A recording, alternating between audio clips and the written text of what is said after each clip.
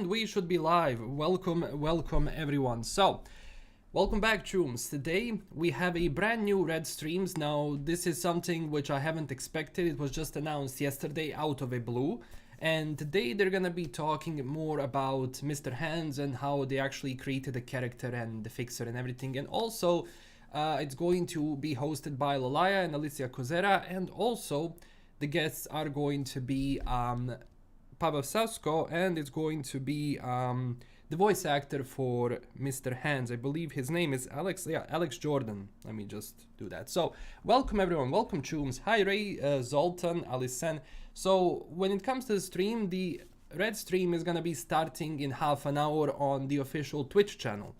They're not gonna be doing this on YouTube, so seems I'm gonna be the only one on YouTube doing this. So, welcome everyone. Hey Edzone, what's up? Heads up, what's up? Sup, sassy lassies. What's up, Victor? Dan, I already explained. So it's going to be mostly about Mr. Hands. They're not going to be like announcing anything. They're not going to reveal something new. I don't want people to get into this and expect like something big. Rubber Kidney.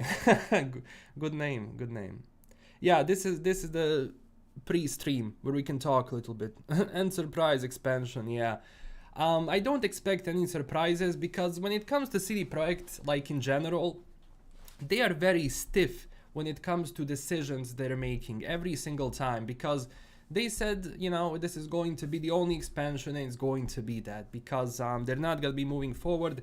Some people even said like there's going to be online or anything. I doubt they're going to be putting multiplayer in Cyberpunk 2077, at least not in this version, because I presume that would take a lot of time to build up the netcode and to make the game work in that way, which I don't see happening like at all. And I'm not an engineer when it comes to engines, so I'm not sure if you have to like up the engine a bit more so you can do that online. I don't know how that works, but it's not gonna be happening. So yeah, nothing with that. Also, I do apologize for not covering anything for the past 4 days. I had a flu, I wasn't feeling too well, and now I'm feeling better, so the first proper video should be up tomorrow. Like, I was even thinking if I'm gonna be doing this stream or not. But yeah, how is everyone enjoying Phantom Liberty? It's been 2 weeks now that Phantom Liberty has been out, so how is everyone enjoying it? How is everyone with the patches? Because I know that patch 2.01 broke the game for a lot of people. At least that's something I've read in my comments, especially when it comes to consoles. I personally didn't have any issues. I just updated and that was it. But I'm yet to buy the version for PlayStation 5 because I didn't really have time. And I mean, I have it on PlayStation 5. I just didn't have time to go and actually like install it and start playing it and everything. Because I know a lot of people said like corrupted saves and all of that, and I have a lot of saves. I do have a backup, but I also have a lot of saves, which I honestly would not want them to be broken. If that's broken, ooh, that's gonna be problematic for the channel, but yeah. Will I do a spoiler review for Phantom Liberty with theories? Yes. So I will definitely do. I have a lot of videos planned, like lore videos and ending videos, but I'm going to talk about all of that. But I was waiting for everyone to kind of go through the game first, because I don't want to rush with videos, like do every single Phantom Liberty video in the first 2 weeks and that's it, because I am somewhat of a Cyberpunk channel, so I try to like, you know, differentiate that, you know, throughout different months and all. But yeah, we're gonna be getting into spoilers, I think in a week or so, when like the big push of players has gone through it. Do you think they'll release new gigs? I doubt it. I mean, what is here, it's here. And they said long time ago that 2.0, or well, at that time 1.7, before it was renamed, was going to be the last content patch for the game. And that's basically it. Like, that's it. When it comes to 2077, sadly, we're not getting more. Now it's Witcher time. Hello LKM, greetings from Sweden. Just cleaned up everything from Phantom Liberty and now I have a hangover. Need to find something to fill the gap. Yeah. So I don't know, I recommend Baldur's Gate, because Baldur's Gate 3 is my personal GOTY for this year. I mean, Phantom Liberty cannot nominate itself, being it's an expansion, so they want full games if you want to nominate for that. I'm sure it's gonna be nominated in some other categories, maybe on Steam it's gonna be expansion or labor of love or something, but Yeah, but for me personally, Baldur's Gate 3 definitely. This year's GOTY, like, without question. Many battlegrounds. Hello, LastKnownMeal. I think we need some kind of weapon customization UI in Cyberpunk. Well, yeah. I mean, you have a few mods now which you can put. You can put the silencer or something else on like the gun. You can put the scope, but I mean, maybe for the next game. Like all of that stuff, like big changes, they're not gonna be coming now. It's over. It's over. But what is in 2.0, it's gonna be in 2.0. They're gonna do a few updates. Like another update is coming. I can already see it in the Steam DB background. So I think soonish we should be getting a new update, especially because of the problems people have with 2.01. So I think they're gonna be rushing with this one to get it out as soon as possible. But I also expect at least 2 or 3 updates after this one, which is coming out. And then, you know, things are gonna calm down, hopefully. New VA for Mr. Hands, amazing. The first one felt a bit out of place since he sounded goofy, and he's the fixer of the most dangerous part of Night City. I mean, yeah, it was alright. The only problem was when I loaded up 2.0, I had a bug immediately where I could see his face. Even before he was, you know, he revealed himself, so that was a bit of a bummer. But yeah, I mean, I knew how Mr. Hands is going to look like anyway, but it was just a bummer to see like the actual like face fully revealed as a bug. That was a problem. But yeah, I don't know, it's good. And Alex is really an amazing guy as an actor, and I'm really happy he played Mr. Hands. I loved it, but I hated the ending. We're gonna talk about all of that soon. I'm not obviously gonna talk about it here because spoilers, but I have a lot to say about everything which happened in Phantom Liberty. A lot, like a lot. A lot of good things and bad things. And by bad things, I don't mean problematic things. I just mean things which are complicated for characters in general. But that's why I love them, because characters in Phantom Liberty are extremely, extremely layered and deep, and you have to really think about their motives and everything, so that's cool. PL better than Cyberpunk main story? I think it's tightened up a bit more. I mean, I like the main story of Cyberpunk in general, like in the original game, just because it was somewhat of a soft reboot of Cyberpunk 2020 in a nutshell, but yeah, I think it was alright. Yeah. But Phantom Liberty is, I wish it was longer. I mean, just because I want to play more. It was I kind of felt sad as well when I finished all of it. I had one ending, now I'm loading my OG Corpo character from 2020 to do the Dogtown again, yeah. I'm also on a new playthrough, so I'm gonna wrap up this playthrough, and the next playthrough is going to be live, which I'm going to be playing on this, either on this channel or on Twitch, I'll see, because sometimes streaming here on YouTube can be problematic, even with songs, which if you like disable, like turn on disable like copyrighted music, it can still create some problems sometimes, and I'll see, like I'll figure it out, but I'm definitely going to stream the full playthrough of Phantom Liberty itself.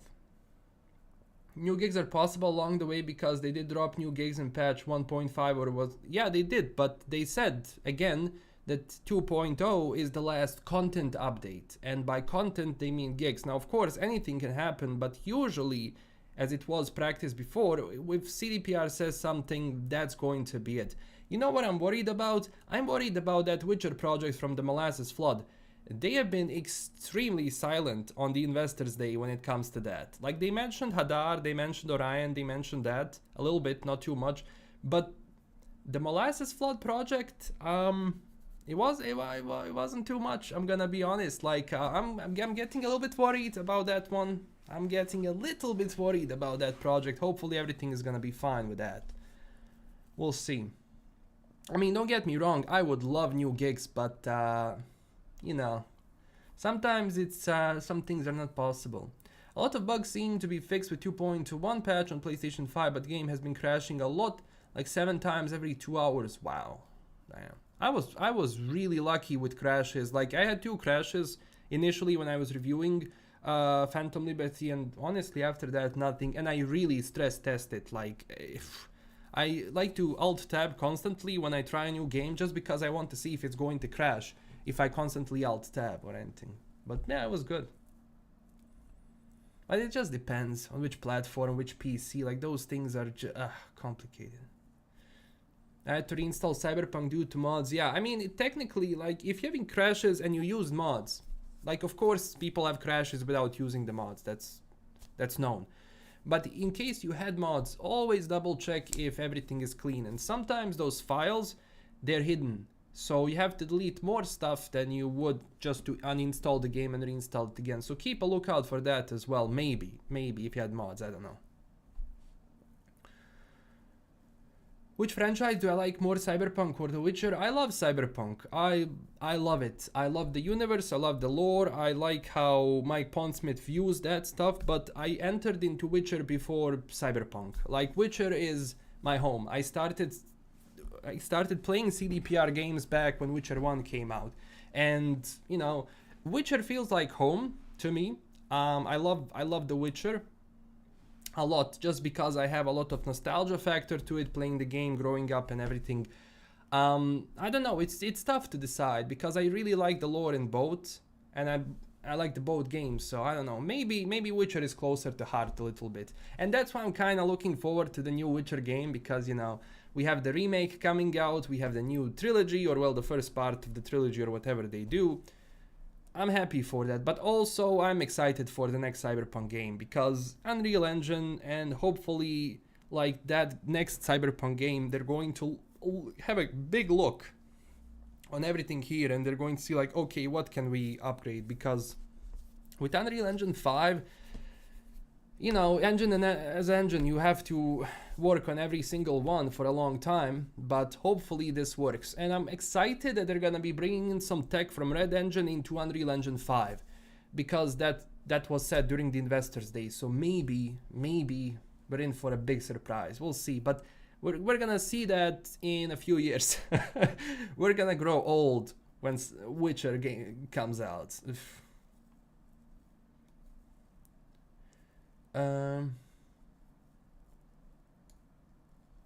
I finished the expansion yesterday and well got the... okay, that ending. Okay. I cannot discuss endings here sadly because spoilers, but we'll talk about it soon, don't worry. I'll go live one time where it's gonna be heavy spoilers discussion. On one point of time, didn't he requesting some tunes for third person? Yeah, that there is a big discussion going around about the next Cyberpunk game and third and first person. I don't have a problem with first person. They utilize this right, and when it comes to just dialogue and scenes in Cyberpunk, it flows so well because it's happening in front of you. It's not a static screen. I like it. I know people, of course, would like third person just because of the amount of customization you can do for like the outfits, if anything. I mean, I don't blame people for asking third person. I don't personally care. I like both. For as long as the game is good, I honestly don't mind. But I like what they explored in Cyberpunk in first person. I think they might maintain that just because they're going to put The Witcher in third person, or well, keep it in third person, and Cyberpunk is going to be first person because they want to diversify their portfolio a little bit. Now, of course, that's just me saying this. I don't know how it's going to be happening in the end. Nexus mods until Orion, yeah. I'm still yet to install any mods into the game. Like, I still haven't touched the mods. And the stream still hasn't started, so it should be starting in about 15 minutes. I'm gonna be changing the screen then.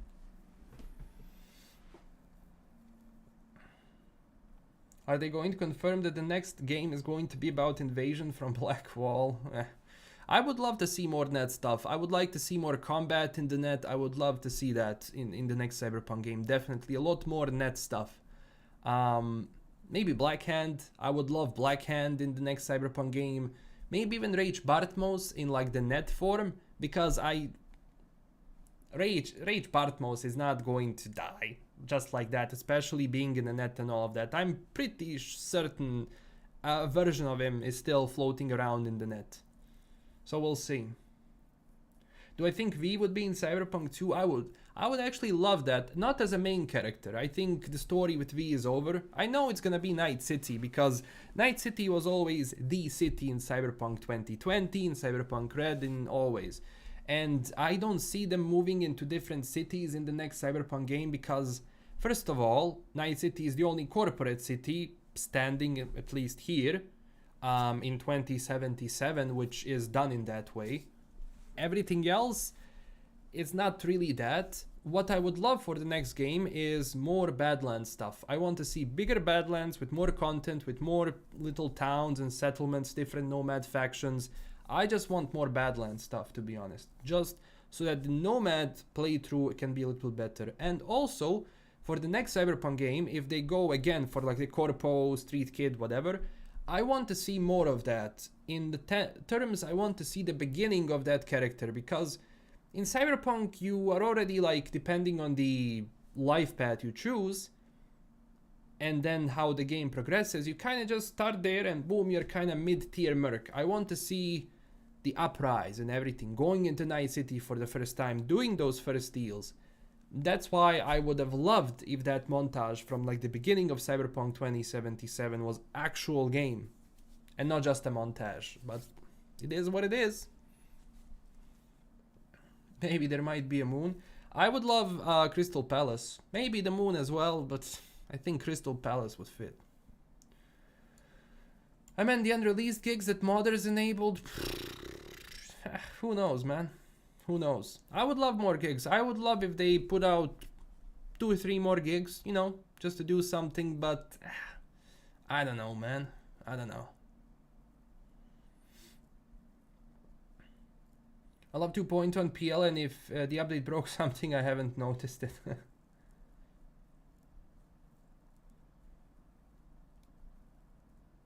The only thing I want is mods on consoles. Yeah, that's sadly not coming for this version. But yeah, having like, that's a big thing when it comes to Bethesda. Like their engine in general, like creation engine in general, is so modding friendly that they were having that option to enable it on consoles. But even that, you know, still goes through the store, I believe. So it's not really like on PC, but it's still good to have it in general. I would love it. I would love it because mods increase the life expectancy of a game. There is no denying that. Like, it's just how it is, truth. Especially if you have a vibrant modding community which creates a lot of stuff. Now that, again, depends on how much you can create.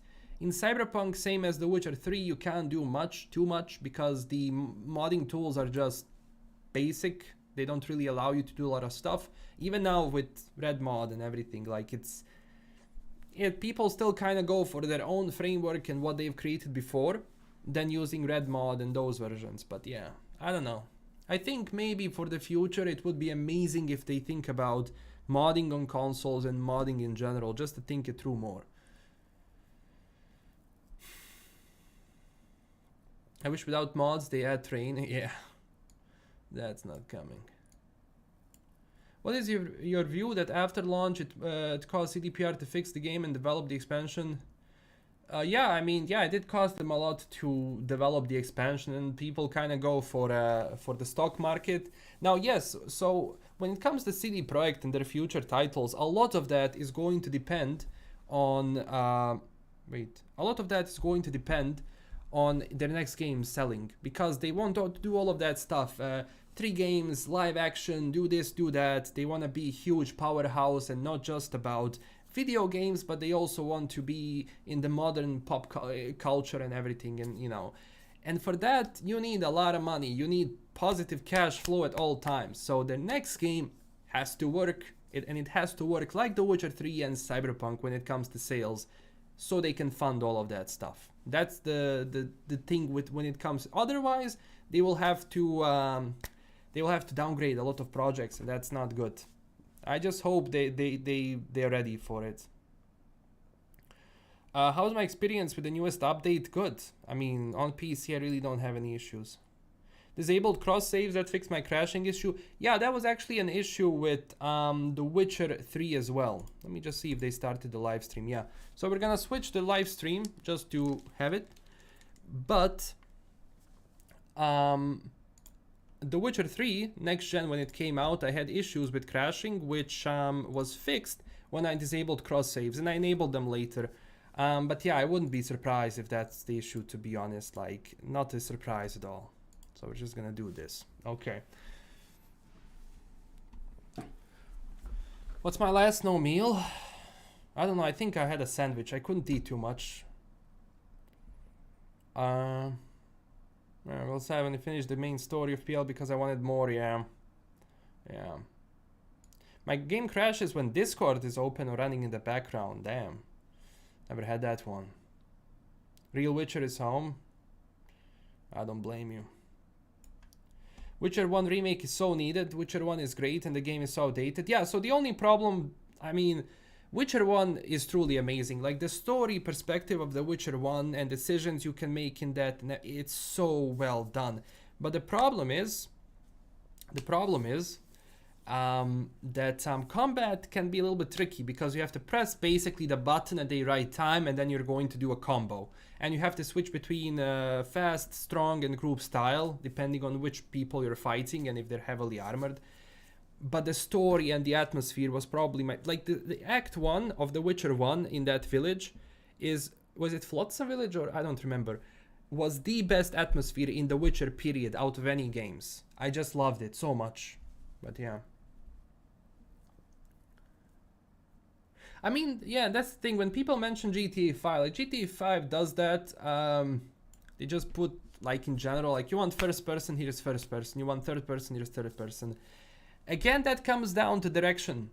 I mean, I wouldn't mind both, but at the same time, I don't care. For me, it matters that the game is good, like the story and everything, but camera-wise, if it works well, I don't care about. I do wish if they're gonna keep first person only in the next Witcher Cyberpunk game, I want them to have eating, drinking animations, more sitting animations, so it's fully utilized, you know? That's what I like, personally.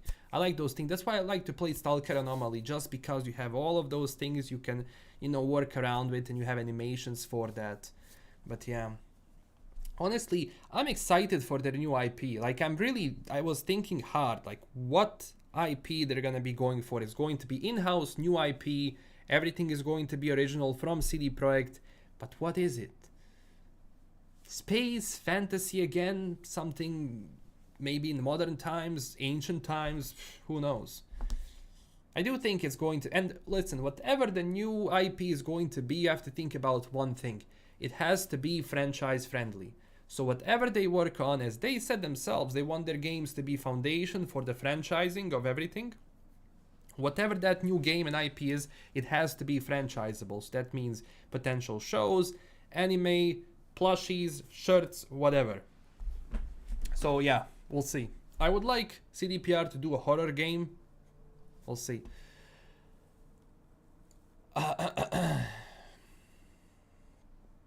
If Witcher 4 comes out, I would like some change overall, something revolutionary maybe.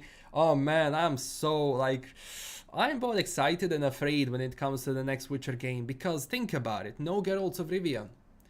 Like, imagine your next God of War game is coming and it's not Kratos. I mean now they lay the foundation, you know, with his son and everything, but I don't know. And people, like some people saying Ciri, I wouldn't like to play The Witcher as Ciri for a few reasons. Number one, she's OP. Second of all, I want to use potions and all of that as a Witcher. And I think Ciri is pretty much limited in that. She's incredibly strong. But I think playing as Ciri in the Witcher game would give you a different gameplay, man. Because she doesn't rely on Witcher skills too much. She relies also on her powers plus the Witcher training. So I don't know. Stealth finishers with weapons, a few variants of vehicles that are already in game. V's endgame mention. Yeah, those things would be cool. Honestly, I would like to have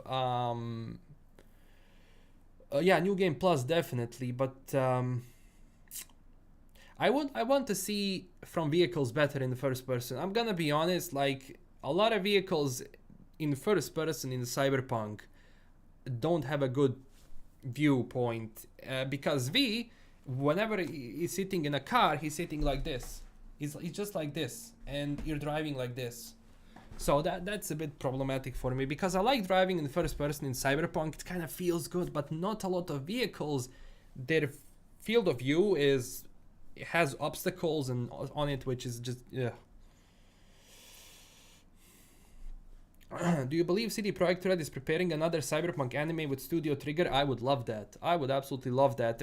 They said they want to explore that further, but until some deals are done, I mean, we don't know. But they know, like, Edge Runners push this game a lot, and they know that cross media promotion, having a good show, will push your game forward. They saw that with The Witcher, when season 1 of The Witcher came out on Netflix, when The Witcher 3 got a huge boost in the amount of people playing it. Even The Witcher 1 saw a huge boost. And now with Edge Runners. It's a big thing. And I wouldn't be surprised if more studios start doing this. I mean, Blizzard was great when it comes to CGI trailers. They made some of my favorite CGI trailers ever, because I played World of Warcraft a lot. Played long time ago. And if they continue that, oh man, it would have been so good. But yeah, Deus Ex did a good job of mixing yeah, depends. I am not when it comes to switching in third person when you go behind the cover. In Deus Ex it kind of worked, but in a lot of games I don't like that mix. Either give me a chance, the option to choose, because sometimes I want to have better viewage of everything around me, and going from first to third person and mixing through that cover, it can be problematic. I don't see a problem with it in Deus Ex. I mean, Human Revolution for me is one of the best games ever created, period. I love that game so much. I have to replay it. Larian need to make a...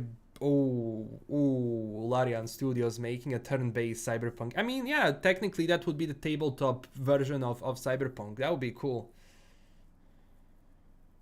First person is more immersive. Yeah, definitely. I mean, I don't have a problem with first person, especially with how big everything is. And even sometimes in GTA, I like to play in first person. Not too much, because I'm just used to playing in third person there, like, since forever. Think we will get FSR 3.0 today? Yeah, they still have to put FSR 3. Maybe they do it next. I mean, it would be kind of bummer not to include that, especially if you're gonna be stopping updates. I don't know. Do you think the confirmed live action production for Cyberpunk will bridge 2077 to Orion story-wise?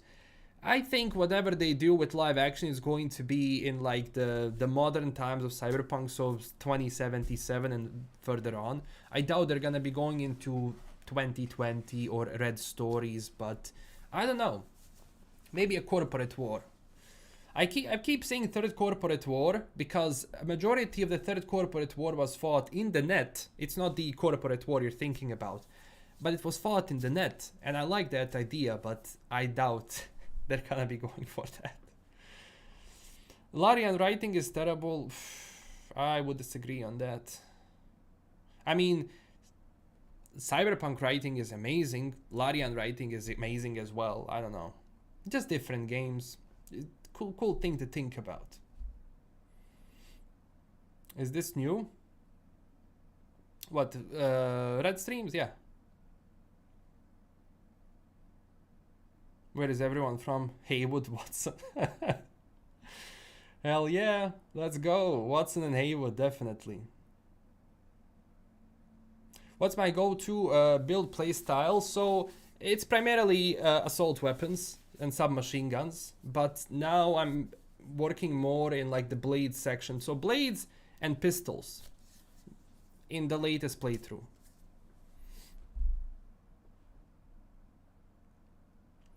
Southern Locust, welcome my friend. Oh, this should be starting soon.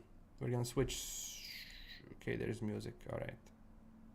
Put that. I'm going to increase the volume, don't worry.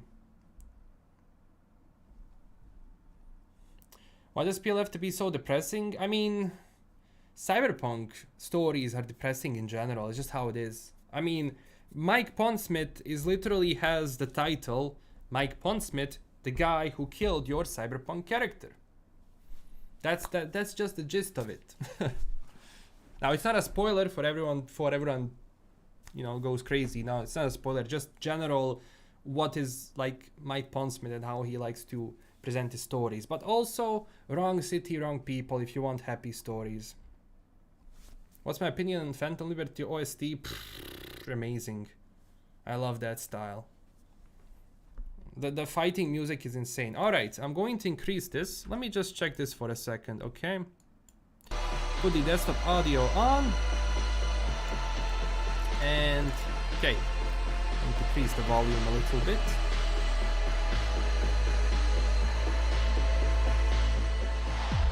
Okay, let's go!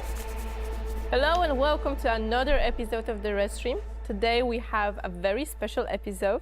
My name is Amelia and I will be your host, together with my partner in crime, Alicja Kozera. Hey guys.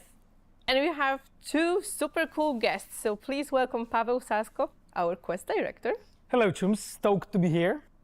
And one and only Alex Jordan, voice actor and the voice of Mr. Hands. Wonderful to meet you, Chums. Today we're gonna be talking a little bit about Phantom Liberty with our guests, so please beware of spoilers. And just in case you're wondering, we are with you pre-recorded, so we won't be able to answer your live questions in the chat.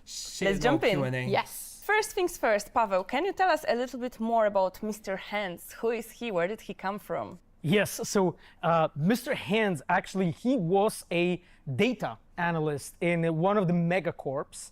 And he was really, after some time, he was really disillusioned by his bosses and by the people actually running the place. He actually saw that they are not doing the job properly, I would say. He was always the guy who was like 3 steps ahead of everyone else, but because of just everyone being kind of sloppy around him, he just got disillusioned, he got demotivated, I would say, and he decided to quit and leave.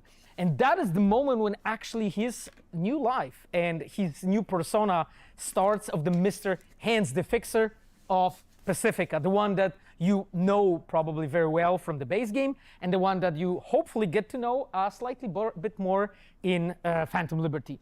He's the guy that actually is able to provide you with lots of jobs in Pacifica. He has access to multiple important people, and you get to know him actually during the main story of Cyberpunk 2077. But here in Phantom Liberty, he comes back because you are then on his region, and he's actually the one that gives you access to the whole place. I'm not going to spoil more about this because you are going to get to know him more when playing the game. Yeah. Okay, so we know a little bit about Mr. Hands. How about you, Alex? What about you? Can you tell us about you and how did you become Mr. Hands? Yeah, so I was actually already a fan of the game before being cast as Mr. Hands. So some people will be familiar that Mr. Hands did have a different voice originally. And I played the game, I streamed myself playing the game, and fell in love with it. And then I found out that I had an audition, and I wasn't told what it was because everything, operates under a code name. Yeah. It was clear to me what this was because in the audition script was the word Chums. So I was like, Oh, that's a giveaway. what could this possibly be for? I don't know. So I kind of knew what I was auditioning for. I didn't know exactly who or anything, So I did this audition, and I sent it off, and a month went by, and I was playing the game, and I was there, and inside I was thinking, God, I really hope this audition, I hear something. A month goes by, nothing. A second month, goes by, and I'm thinking, you know what? This sucks, but it's the job. Like, this is the thing for an actor.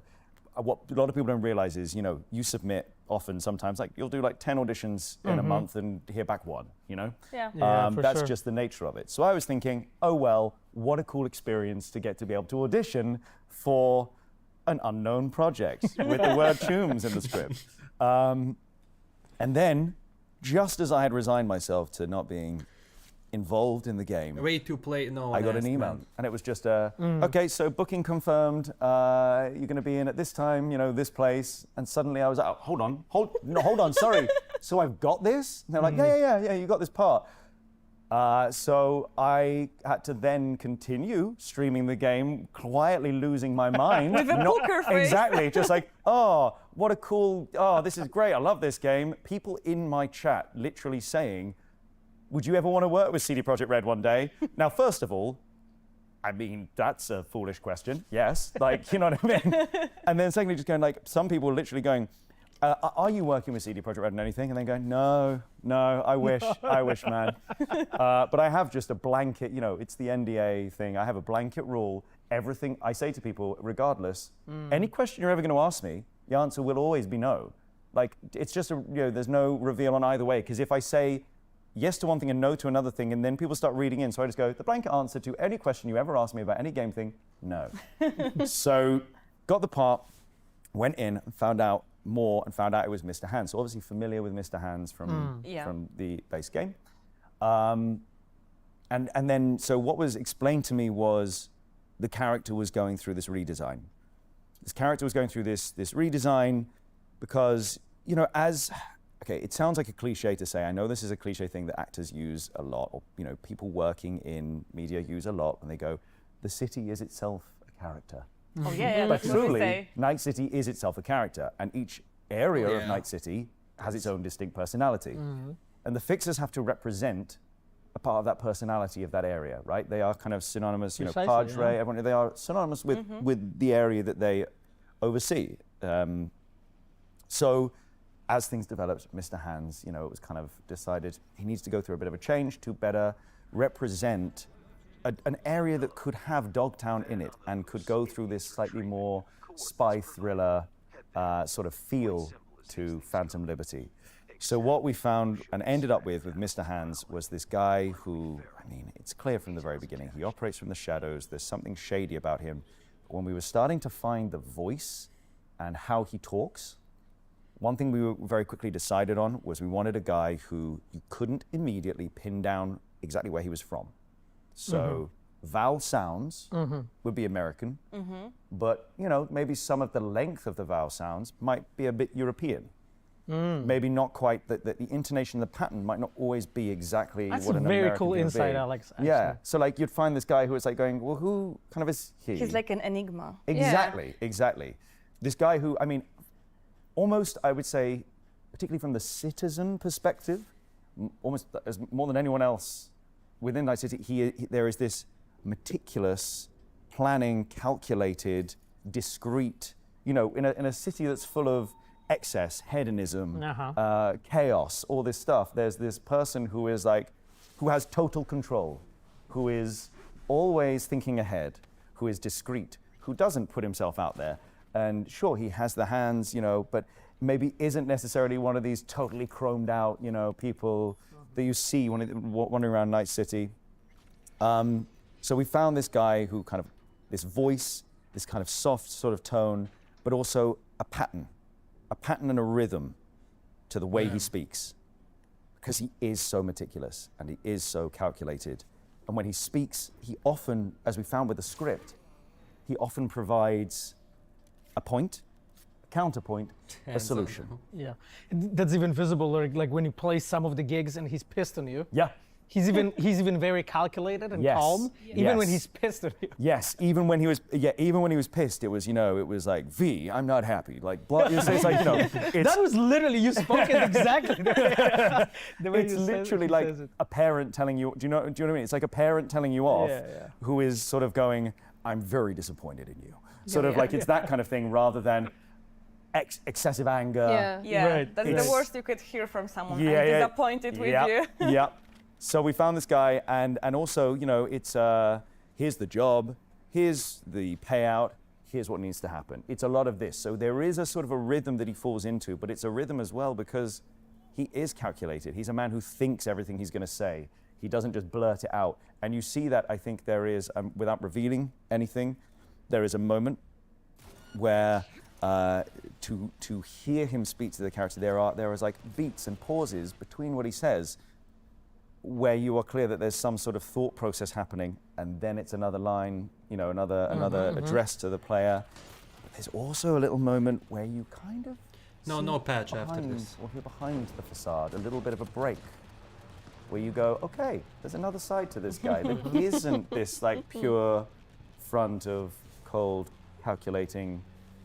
Yeah, he's a fascinating character. I've loved getting to play him and know him. This is what you're saying, very interesting. So it's not that we've already come to you with a fully realized character. You were in the process of actually creating this character as well, right? Yeah, so there's definitely the first sessions, the first recordings. There's definitely an outline. There's a structure. There's a framework, and it's finding what works within that framework, while also feeling like I'm bringing I something. have a feeling you keep saying personal Vogue, but I don't think you know the meaning As of if it's it. just a, if it's be just honest. laid out for you and go, no, just sound like this, please. Then it, that kind of like you not just the process, but the end result loses a kind of a feel of. When It everything just is Vogue, doesn't then nothing Yeah, is You Vogue. need yeah. a connection to the Yeah. character. Exactly. Same as why do I even bother? So yeah, there's definitely a collaborative process within understanding that, well, for the game to work, for the role to work, for this whole bit to work, he needs to have a specific framework that we build upon. Because otherwise it's just kind of like we're just coming up with something wild and shooting in the dark. Yeah. So there's a framework there, and then we just kind of flesh it out a little bit. And it is interesting as you work more on the character, do more recordings, you often find that sometimes you go back to stuff that you recorded early on and you re-record it. Because over time the character fleshes out more. The first time you're in the booth, you're recording this character, you're finding the voice. The first hour is probably going to be re-recorded. Yeah. Because by session number 5, working on it, on like your 5th day further down the line, you realize that you've started to find something new and different. Go on, stretch. Go on. By like that time, you find that they've just evolved. They've just I mean, evolved. we've been observing that actually with a lot of actors we work with. That feeling like people often ask me that about the Keanu Reeves actually, like how he was actually maturing to his character. For many years he worked with us, Yeah. and you can feel that like the Phantom Liberty specifically, it's just this understanding of the characters so much deeper Yeah. for him Yes. as an actor. Yeah. And we could see it like in the recordings that you provide was the same thing literally, because like normally the way it works is like we get it in shifts, right? Yeah. Like your first session is like delivered to us through our adaptation team, localization team. They deliver it, it lands in a game, then we start hearing it, and then more arrive, and then we see, oh, okay, it actually starts getting, and you can feel it, especially the actors that have, I would say, just more, when they don't have like a shorter, smaller Yeah. roles. Like in your case, it's a bigger role in Phantom Liberty. Yeah. You can see that maturation process in a way Yeah. of understanding who that character is. 100%. I think the analogy that I would use best, which I know is very apt, Hey, Vinman, what's up, man? because Good to have he you is here. Mr. Hands. Good to have It you. is like a pair of leather gloves, right? When you first put them on, they're Oh, fresh I see and what you lovely, mean. but as you start to put them on, they start to like adapt to your Interesting. Yeah. hands. Feel like the and second skin. Exactly. And they become more and more comfortable over Interesting. time. So by the 5th time of wearing them, you're like, oh, I know these. And it feels like an extension of your Yeah. hand, right? Right. And then you find that, okay, well, yeah, this is different from that first moment where it was the same glove, but it just felt a little bit different. Yeah. That's the best analogy that I think I could probably use. The more time you spend with the character, the more you actually become. Yeah. All the little This person, creases yeah. that morph to your palms, or the lines of your hands, that kind of stuff, and they start to become an extension of your hands, Yeah. Mr. Hands. All right, so we know your reaction to the email and the message, but Who me, fan of were you Cyberpunk? preparing in No. some like specific way to play this role, to get to know Mr. Hands? I would say most of the work happens inside the booth, because you don't want to do any prep ahead of that first session. Not too much. So it was about going back and listening to what I submitted for the audition, to kind of go, okay, well, what was it they kind of liked about that? But you don't want to do too much work ahead of time, because if you do too much work, you start to get married to an idea of something. Oh, And if you interesting. go in You and get they're too like, attached. no, not that. You it's get a lot of very- input, right, during the Exactly. session. And it's like, it's so hard to unmarry yourself from those elements that you have started to, things start to fuse and bond. So you need to keep it fresh and clean. I think one of the things that actually really did help, I mean, obviously being familiar with the world already helped massively. Being familiar with Pacifica and understanding as well where Mr. Hands was and why he was going through a change to what end, to what objective, what was the purpose of it. To understand where the character was before was to help understand where he needed to get to. So I think that just playing the game, I mean, if I can have an excuse to give to my wife to play more video games, like, you know, like streaming already was one. But I've got to play this game more because I'm in it, you know. I've got to You need to play it. Yeah, Good to see it, yeah. I'm in with a session tomorrow. I need to jump on the game. I need to play the game. I think Yeah. also You're he's okay with that, 40K, right? I It's believe. work. It's technically work. So yeah, that is one of the joys of I think. of voice acting in You're welcome. video games. Thank you very, very much. Do you have anything that you love the most about Cyberpunk universe and Night City? Like, Do you if know you could what? like pick one thing. This is a really tough question. Now, I have said this, I've lost count of how many times I've said this. It's so bizarre to have a world that is a warning. That is, it's a warning to mankind. And yet, I know that.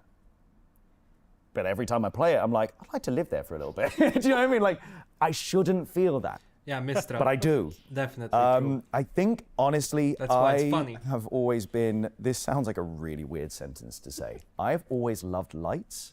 Okay. I love lights. Light shows, Christmas time, going out in yeah, places I and get all it. the lights and everything. I don't know what it is, but I've always loved lights. So, like, I just love this, like, just putting on the radio in a car, driving around Night City, just taking in all the neon, you know, everything like that. Right now, Grind FM, love it. Absolutely love it. Growl of him. Sorry, Yeah. did I say Grind Well, you know, I mean, Shout it was definitely grind to put it together. Yes. Growl FM. Growl FM.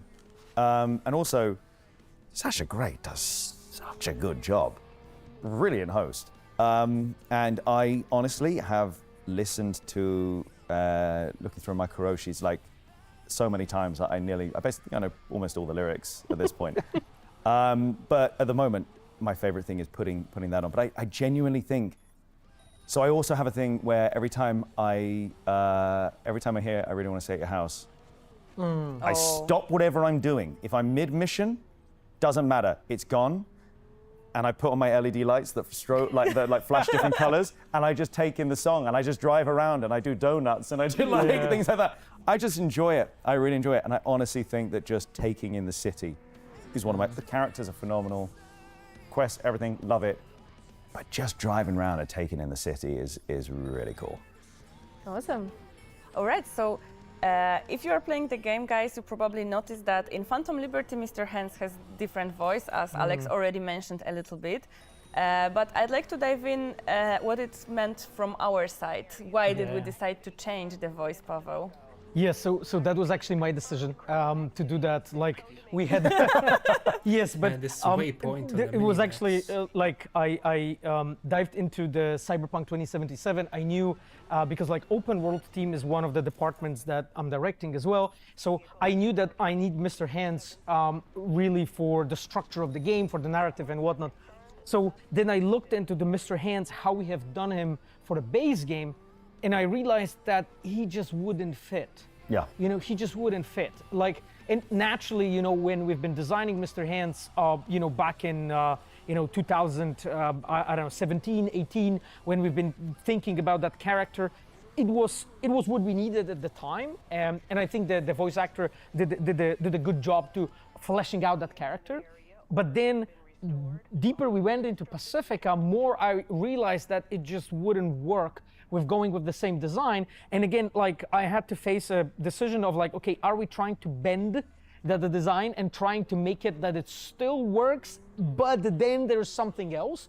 Or just, you know, make a step back and be like, okay, actually, we just need to do it slightly differently. And of course, you know, after the conversations with game director, Gabe Amatangelo, Igor Sarzyński, our narrative director, Tomek Marchewka, our story director, we kind of concluded that it actually is true that we need to change him, change his background, but also the way he's written, and then what follows is also the way he's directed when it comes to voice acting. So this is why it happened. We really wanted to make sure that it fits, and it was really important for me that we will hit the proper notes when it comes to spy thriller. When you play Phantom Liberty, you will see that there's so many like side content and gigs. They all tell some kind of a spy stories. They always like, because we really like to draw this parallel and show basically like, for instance, in this kind of content, there is a different, let's say, agency that comes over. I don't want to spoil anything, but there are situations like this in the side content. So I really wanted to do that, but to make it work, I really needed Mr. Hands to be someone else a bit, just not to take the player out of that experience that we really wanted to keep you in. So that was the whole like motivation, the whole background why it happened. And then we started looking into it and thinking, okay, how we can do it, you know, how we can revisit it and so on. So this is the whole background. Okay, amazing. So very interesting. Nice. Alex got the job thanks to you. Yeah, seriously, thank you so much. I want to shake your hand. Thank you, sir. Again. Nice. All right. So from the get-go, from the base game, Mr. Hands was a very mysterious character. You've been playing the game, Alex. So how did you imagine he looks? Because in the Phantom Liberty, we actually get to meet him, but before. Do you want to know something? So I have a base similar voice to my dad. Okay. Okay. Now within this, my father is very calm, very measured, very chill guy, and you know he's got this sort of, yes, he's very kind of thought through and well put together. He's a very well groomed man. And so in my mind's eye, I did actually have a bit of a thing of my dad, right? Interesting. Now when the sort of, you know, I don't know, can I say a little bit of a spoiler here? When we get to meet Mr. Hands, there is a similarity to my dad. Oh, Nice. Beard-wise, my dad often, not all the time, but often has sort of a beard that comes to about here, interesting. beard down to that's about a here, cool with beard. a mustache that comes up at the sides, right? Right. He doesn't quite have the hair. My dad has, you know, a shaved head. So there was a similarity. And what is really interesting is that I sent a clip of this moment interacting with Mr. Hands to my family so they could see it. I also said, don't Google Mr. Hands. Please, if you're going to Google who I play, and this goes to everyone, do not Google that. Make sure you put Cyberpunk and or Phantom Liberty with it, okay? I want to make that very clear right now.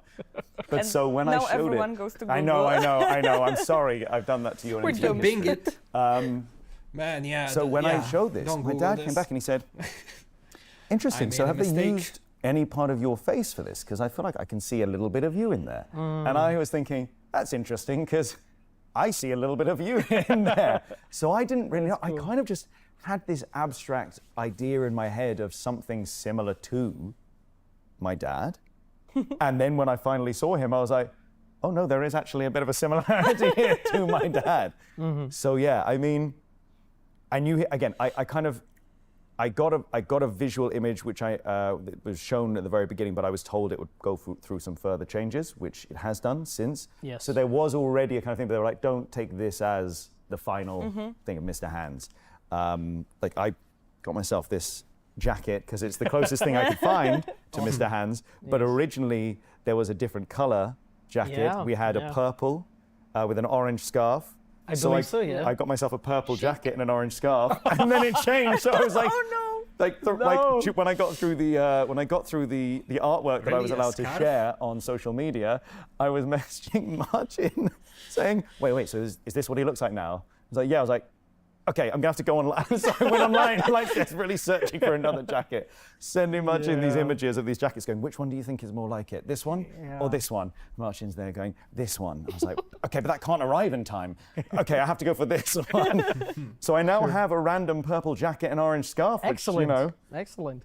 Like I can give you slightly more background when it comes to the visuals, actually, because like that is the work of our character art team. Grzegorz Magiera and his team, of course, did it. And when they were working on Mr. Hands, we were also searching, right? We were also searching like how to really make him sort of distinct and very unique and very specific, because when you meet him, you will see that he's just a completely customly made character. There's no like components, I would say, he shares with any other characters. his appearance. And our team normally does this. They do go through this like research phase, right? When they try different colors, different materials, different patterns, you know. Normally when they concept art, there's a plethora of options, you know. So the version we landed on was the one that we felt matched the most the character that we did, and actually your voice too. You know, so it was like basically just trying to triangulate those things and be like, okay, we land there, you know, and you saw some work in progress version at some point. It's interesting, isn't it, how symbiotic it is in terms of those shifting goalposts, you know, as things come together, you know. So I get this artwork and this framework, and from that comes a voice, and from that voice comes a thought for you of a change, and it all just starts to slowly. I guess it's kind of like you're pulling many strings at once, but you don't just pull one all in one go or the other one. You start to just pull that one, and everything eventually, everything gets brought together until it finally reaches that point. Yeah. That's actually super cool to hear, you know, that all those pieces come together and, you know, shape very cool character. But I also have one question for you, Alex. Do you have anything that you love the most about Mr. Hands? Do I have anything that I love most about Mr. Hands? Yes. Again, I don't want to go too spoilery, but I have to if I want to answer this question properly. Spoiler alert. Mute, quickly. He has a family. He has a family, and there is a tenderness to him. There's a legitimate tenderness to him. When we overhear him on the phone to his daughter, and we hear him talking about, you know, their child's mother, and there's a softness in his voice. And to know that there's this tenderness to this person, which again, it's not often within Night City that you kind of really encounter parental relationships, right? Yeah. Because it is such a brutal world, because it's so full of chaos and hedonism, the subject of children, it links into a quest line with Mr. Hands as well, which I think is really nice to have this guy who has this, you know, parental responsibility, and we know this, and to then have this whole quest line that links into, you know, the well-being of children. That for me, I think, is my favorite thing, and I loved it when we had that line, because that was probably, I think, the third session that we recorded that, which made a difference. I mean, the line delivery was always going to be the same with the first and second session stuff. You know, again, as I said, we'll go back and redo the first bits because you start to find the character more. Yeah. But he was always going to have the same sort of feeling because he has this outward projection and what he shows to people. But for me personally, and my personal relationship to him, suddenly finding out that bit of information changed how I felt about him. Changed to how I saw him as a person. And so when I was performing it, how I felt about him. When you play any character, you have to always, like, if you're ever even playing a villain, do you know what I mean? You have to find what you like about them, because you've got to enjoy being them. Otherwise, do you know what I mean? It's like, if you're playing an outward villain, you have to believe that what you're doing is the right thing. It will be convincing if you don't believe it. So when you're playing this guy who is, you know, he's part of this horrible, seedy part of, you know, a city which, you know, deals in crime, but it's the nature of it. You say he became disillusioned and decided, well, you know, I might as well, you know, you can't change things. I might as well operate within it under my own rules. Yeah, exactly. Yeah, I mean, it just suddenly changed how I felt about him. Suddenly, I was like, wow, there's a real humanity within this person. It's really interesting you're saying, because like I remember when we had a design discussion when we were creating that character, and here really I need to mention Tomasz Marchewka, our story director. Tomek was the one who was adamant about this. He was like, we need to give Mr. Hands something like this, to just give this tenderness to him, but also like humanize him a bit more, especially when you meet him and so on. So this is why this is really there. And it's interesting you really felt like this, because that was kind of like a design goal, you know, we had there.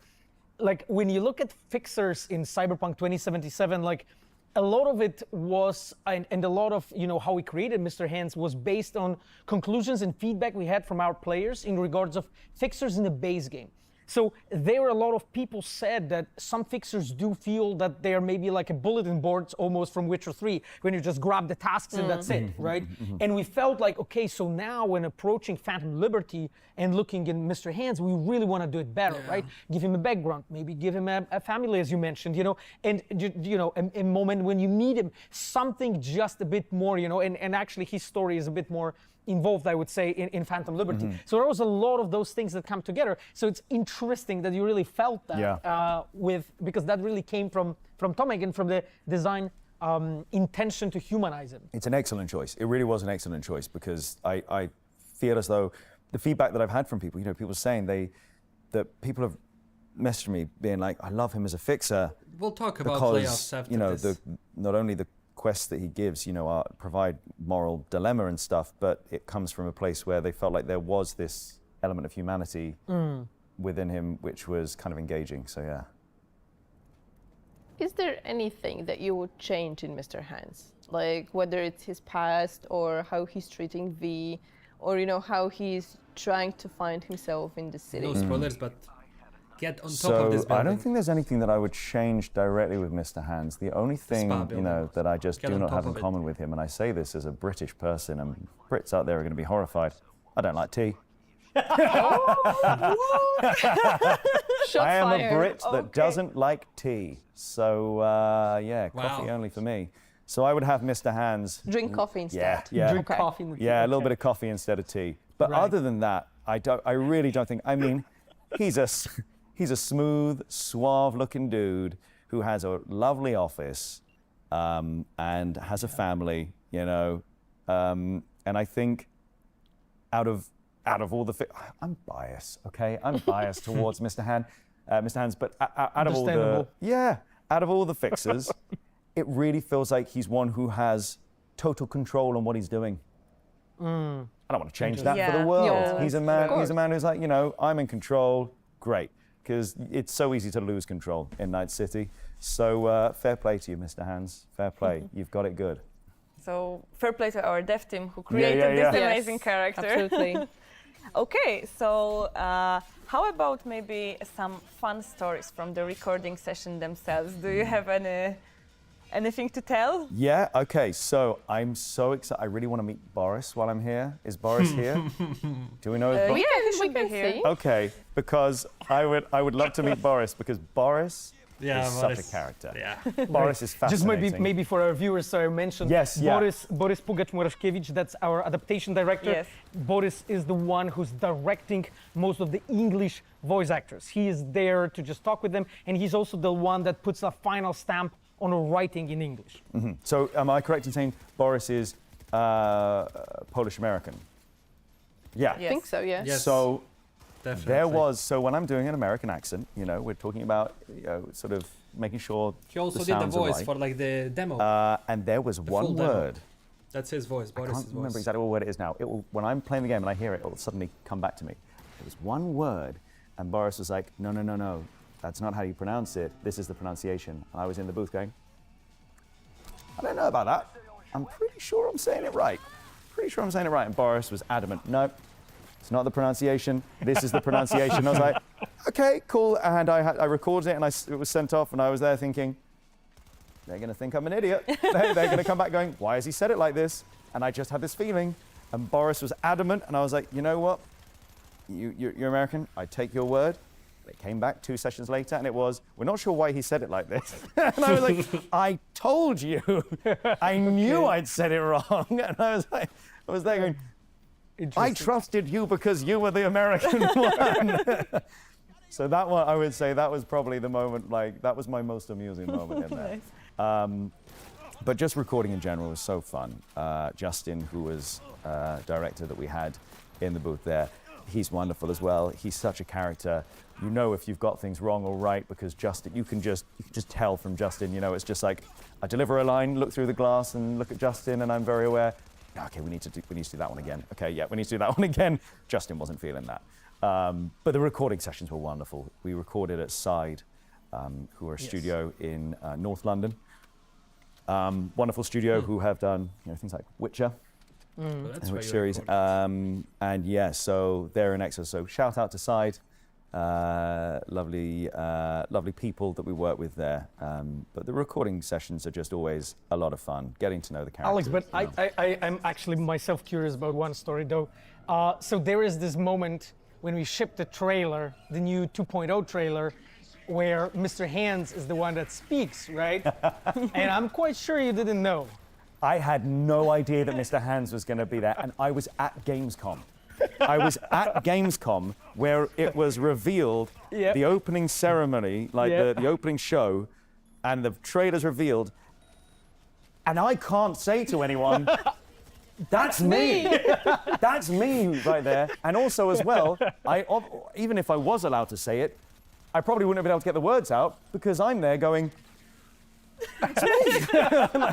So I Must was be cool, man. totally Must be surprised cool by to it. have that. Yeah.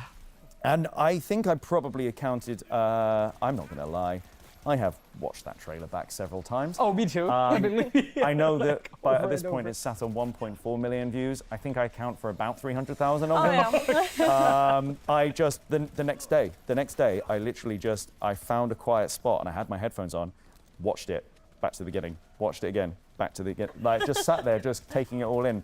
Because as well, it was the first time hearing the voice in context. Yeah, that's Yeah, true. of course. So I was so used to doing the voice No, and I don't listening think they're back gonna and be hearing adding it in the anything studio, else. That's but it. it feeling kind of Last abstract, content right? update. Because there is nothing really. Yeah. There are moments when you're recording where sometimes you get the other character, you get their line as a feed. Depends Right. on who's recorded first. Right. So there are moments you get their line as a feed.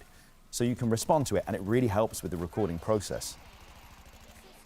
But to actually see and hear Logo, yeah. and have them come together Right. and it be in context as well, like for it to be on a holo call as well, Yes.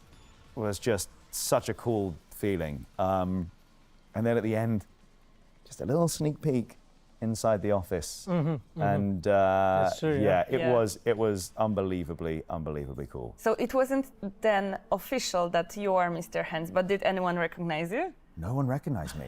So Oh, they didn't? No, when I Interesting. revealed to my community Right. that I was Mr. Hands, I even said, I was like, guys, this has been under your nose for a month, and none of you have noticed.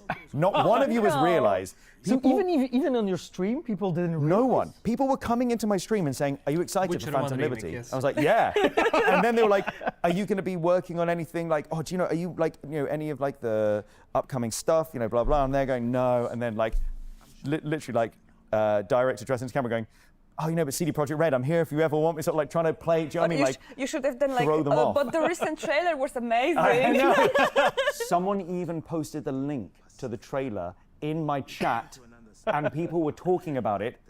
And I knew in that moment that people were watching it, and none of them came back in and went, he sounds like you. You know, he sounds a bit like you. No one.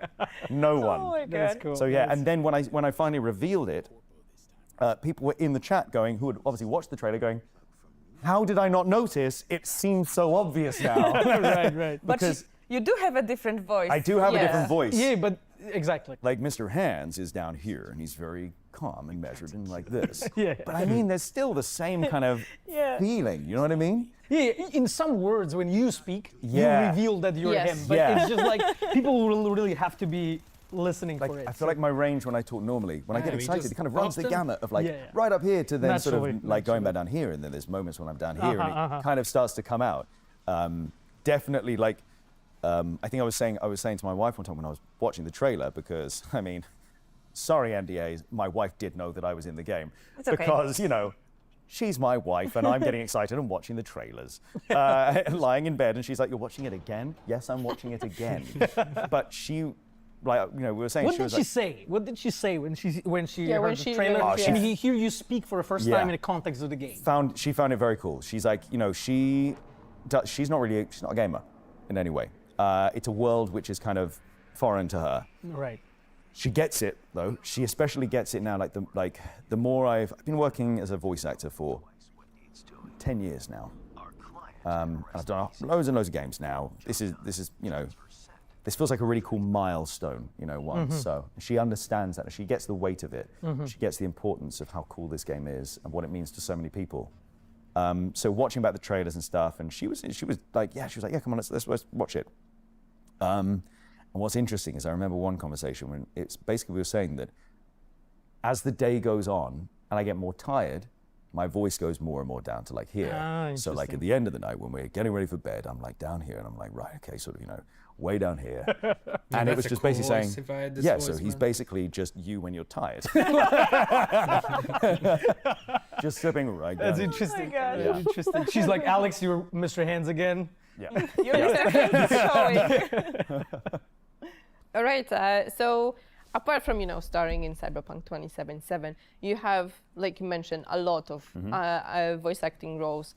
And I know our community would like to hear maybe some tricks and tips how to get into this, how you got into voice acting, because that's also gonna be super interesting. That's such a common topic. Yes. I know, yeah. I find like so many people, I to the point where in my chat I now have a command that goes to a video that explains, you know what I mean? Like nothing, because it's such a frequent. That's interesting. And there's also a thing where I also get asked this quite a lot on social media, stuff like that. People sending DMs and stuff, and it's very hard to reply to everyone because if you reply to everyone, you open your door and then it's a floodgate, right? Yeah. So this is a great moment to talk about how I got into it, what I would advise, and then I can always Link refer to to it. this, refer to this moment. So I got into it. I, at school, realized quite early on that I could do accents and impressions. Teachers, stuff like that. But literally just finding, doing Patrick Stewart, sort of stepping into Patrick Stewart whenever I wanted to. So I found I could do all these accents and impressions. So I started uploading them to YouTube. The first ones being Captain Jack Sparrow. And uploading these videos to YouTube. That was good. Starting to get a bit of a following on YouTube. So I started to get a following on there. And then this agency, who at the time was called Rabbit Vocal Management, who were one of the best in the UK, reached out to me because there was a guy, shout out to Terry Minot, who is a fantastic impressionist and voice actor. Basically, he was moving agents, but he said, I don't want to be moving and, I want to fill the void that I'm sort of leaving. So he put me forward and these guys were like, yeah, we'd love to represent you. And I was 19 years old. Wow. Oh, interesting. And it was before I went to drama school. Totally. So I signed with these guys. Anečka, thank you so Couple much jobs. for your was donation. terrible. Thank you. Because your first ones are going to be bad, Thanks a right? You're still learning the craft of it. Like you can have the innate ability, but the experience and the craft over time are what really bring your actual performance. Right. So it is tough because there's a bit of a catch-22 of how do you get the work without getting the experience, without getting the experience, right? Yeah. So they signed me from YouTube, and then I went to drama school. I went to a drama school in the UK called Rose Bruford, which is in it's in Sidcup, which is just outside London. And then when I graduated, I basically just started working in doing voice stuff, and that became my main thing within acting. And I started working. My first ever video game was with the old Telltale games. Game of Thrones with a character called Asher Forrester, who was one of the playable characters in that. So he was a lot of fun. I had a lot of love for that. That was my first ever, that was my first ever video game. But I would say in terms of actually developing and how you get better, the one bit of advice that I always give that I think is actually really invaluable and not a lot of people consider is actively consume stuff that you think is bad. Interesting. Yes. Because people always seek out like, oh, what's good? And how do I do the thing that's good, right? But if you, and again, it's all opinion. It's based on your opinion of what you think is good and bad. But find something, if you're finding something, like, this is bad, don't turn it off. Keep watching it. Because from that, you will learn all the things that you don't want to do. Or you will learn and you will take in and think about it. Watch it and go, okay, so I don't think that worked. Maybe I've had an emotional response to that where I don't like that. Stop. Process it and think, why didn't that work? What was it about that didn't work? This is so interesting. So, Alex, actually, when I'm teaching my designers, I always tell them that first thing you need to do when you consume something is to be able to tell why you like it. Yeah. Then you need to be able to say next level is like, what exactly makes it that you like it? Yeah. Explain it. Yeah. And then I always tell them the next step, because they're a narrative designer, is how to fix it. Yes. Then what would you change? What scene would you do differently? So it's actually so similar like those methods are so similar. It's really, really great way. Absolutely. I think, it's breaking down that process is always super, super helpful. And then I guess, you know, it's the same as, you know, you build a game, but once you've built the game, you then go back, you play it, you test it, you work on it. The other thing would be record yourself a lot. Because what you hear through your voice back into your ears is not necessarily accurate, you know? It's why people hate hearing their voices back on stuff, because it feels like it doesn't feel like them, right? Now, I have got to a point, like, you work as a voice actor for 10 years, and it's been my full-time job, so I'm lucky enough that I don't hate the sound of my own voice anymore, because I've heard it so much. You just get numb to it, right? But getting through that point and listening back, recording over and over, accent. You're working on accent, record it 1,000 times and listen back to it. Keep listening. Record it, listen back, do it again. Record it, listen back, do it again. Repeat, repeat, repeat. Just hearing your voice and how it works on a microphone. Because I remember one time I was working on something, and it was a really lovely backhanded compliment. Because this guy said, you know what is really interesting? It's like, it's not that you're like, your own voice is like extra special or anything, but your mic technique is excellent. And he was like, and so it comes through really well on the microphone. And I was like, thanks, I guess. But it's about understanding how your voice works with a microphone.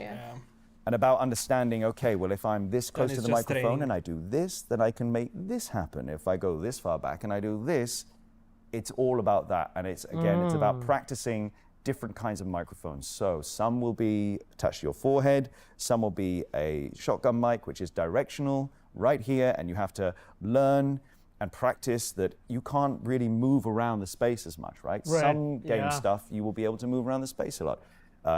Outside, a lot of it, it's not always the way, but a lot of it is directional, so you have to practice feeling like you're in the moment, but maintaining that.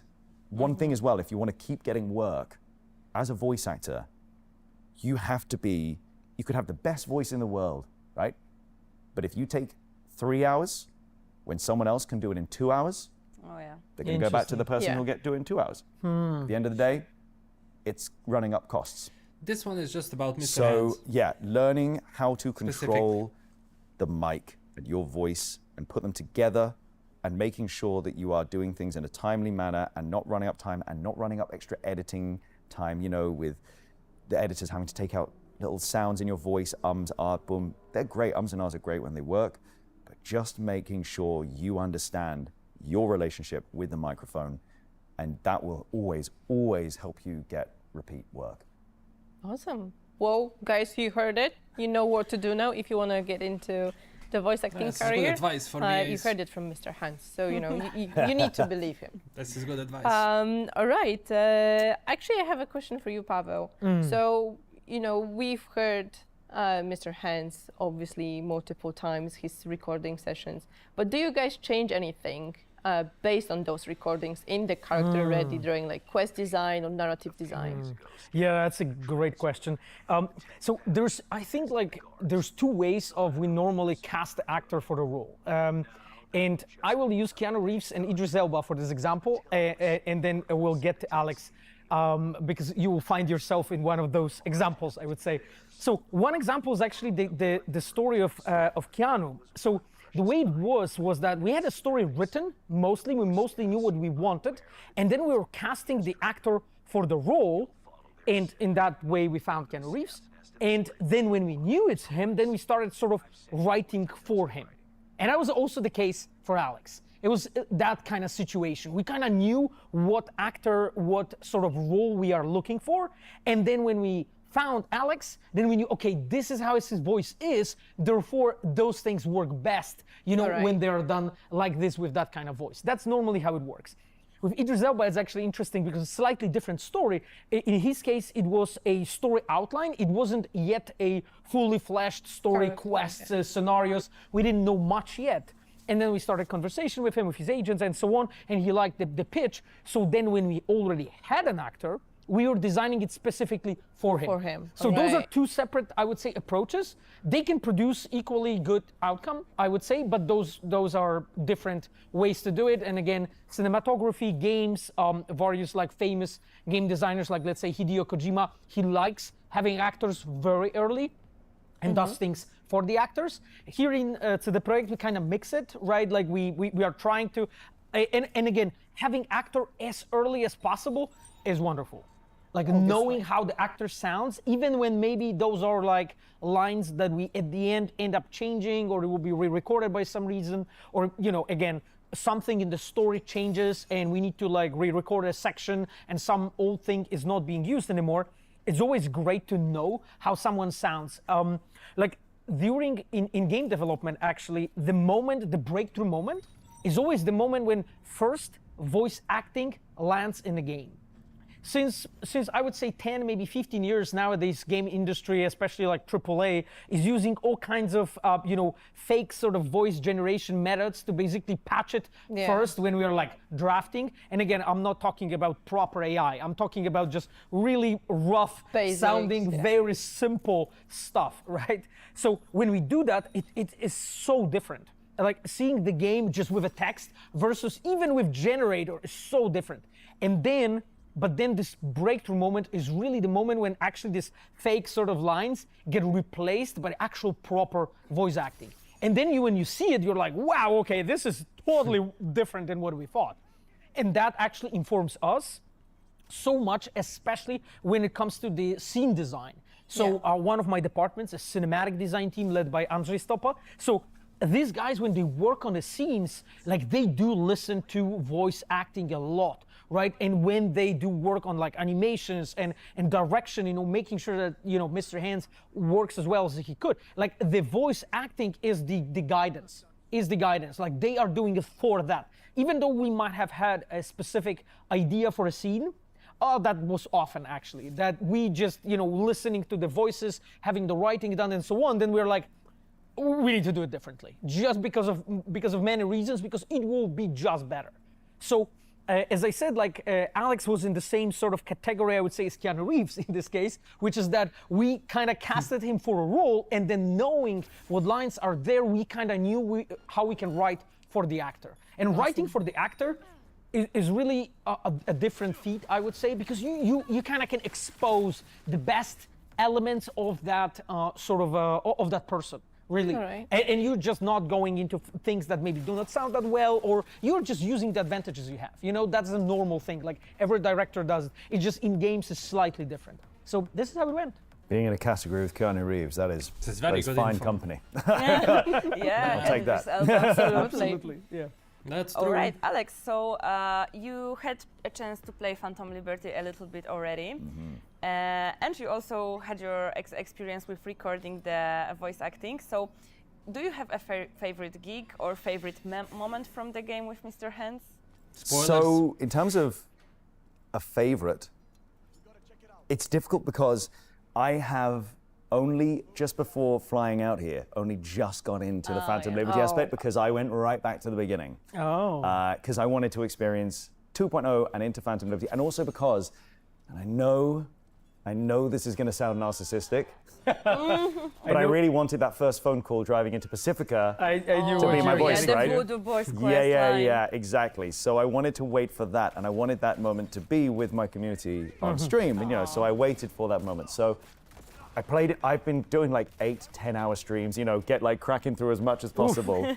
I only just managed to really get into it. I played one quest. So in terms of playing, I've only so far played one of the quests in Dogtown. But in terms of in the booth recording, knowing what the quest is, it's the one with the children. It's the one with the young children enhancements and there's a whole dark side to that. Yeah, that's again, as I say, that's a good gig, yeah. knowing that this is a guy who is a father, and then knowing the moral dilemma, this is what I love about the quests in Phantom Liberty as well, is it's a real sense of moral dilemma to them. And I saw a brilliant thing on Reddit, which was the butterfly, when it's like, is this, and it's like, it's got quest on the butterfly, and the person going, is this a moral dilemma? Perfect. So I'd say I think that one with the children was my favorite. Oh yeah, that's to record, yeah. Amazing and I'm looking one. forward to. I say I'm looking forward to playing it. It's one of those ones where I'm looking forward to it as much as one can, knowing what happened. what the Yeah. content of that quest is. So yeah, I would say that. But as soon as I get home, I'm going to be straight back on to jump back in to get like stuck right into Dogtown, because there's so much wonderful stuff. It's just every nook and cranny is just packed with something, which I love. Yeah, can't wait for everyone to experience that. So maybe last question from us, but we have some more questions later from our community. How does it feel now that thousands, millions of people are playing Phantom Liberty? I mean, I am so many people are in the game ecstatic. I love it so much. I literally landed yesterday and got a tattoo of Mr. Hand's hands. Oh yeah, I heard that. Oh yes, you mentioned. I've got Mr. Hand's hands on my ribs. now. Do 127,000 you want Can to see show? it. on Steam. Apologies if there's any mic rustle or anything as I do this. Oh, we I'm can going to edit do it. my best to reveal and stay within terms of Whoa, service. whoa. But Safe okay, for Bend. work.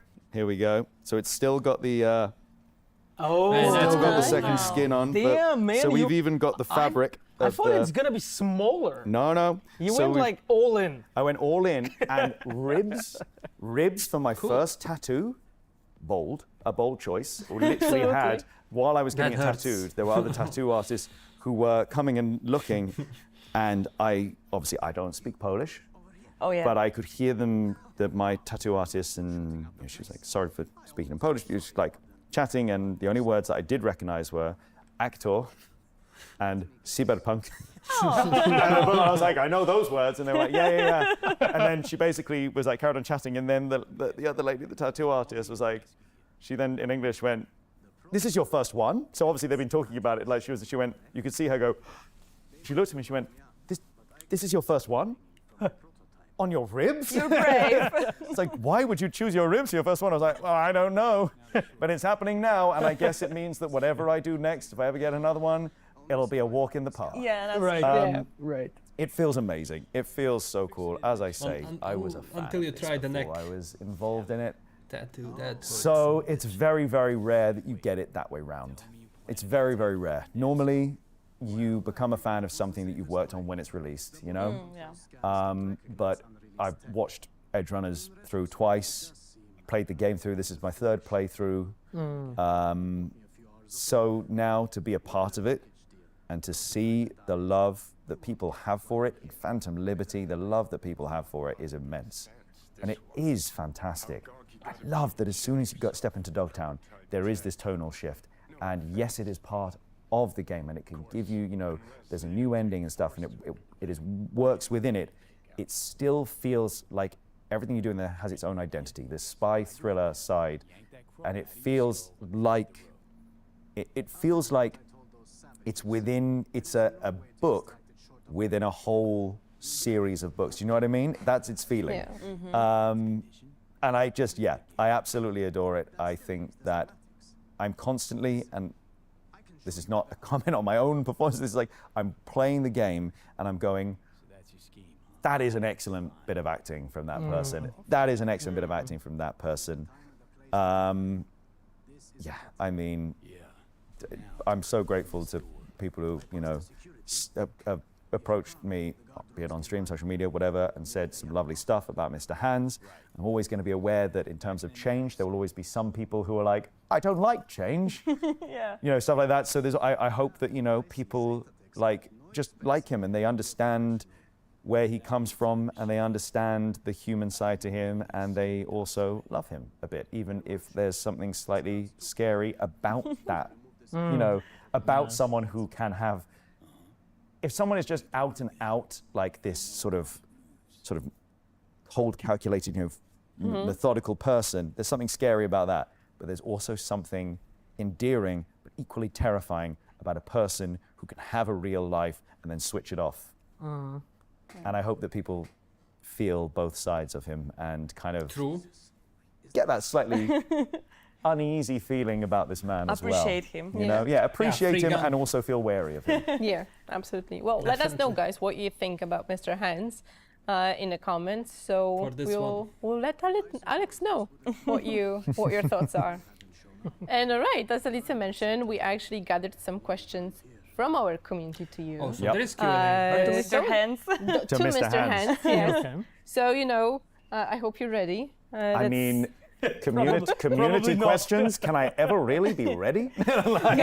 Get in character. Yeah, and especially when the name of the character is Mr. Hands. I mean, go on. We've seen let's a do lot it. of questions about that. Yeah. All right, so the first question. Why did you choose to be a fixer in Pacifica of all places? Opportunity. Opportunity.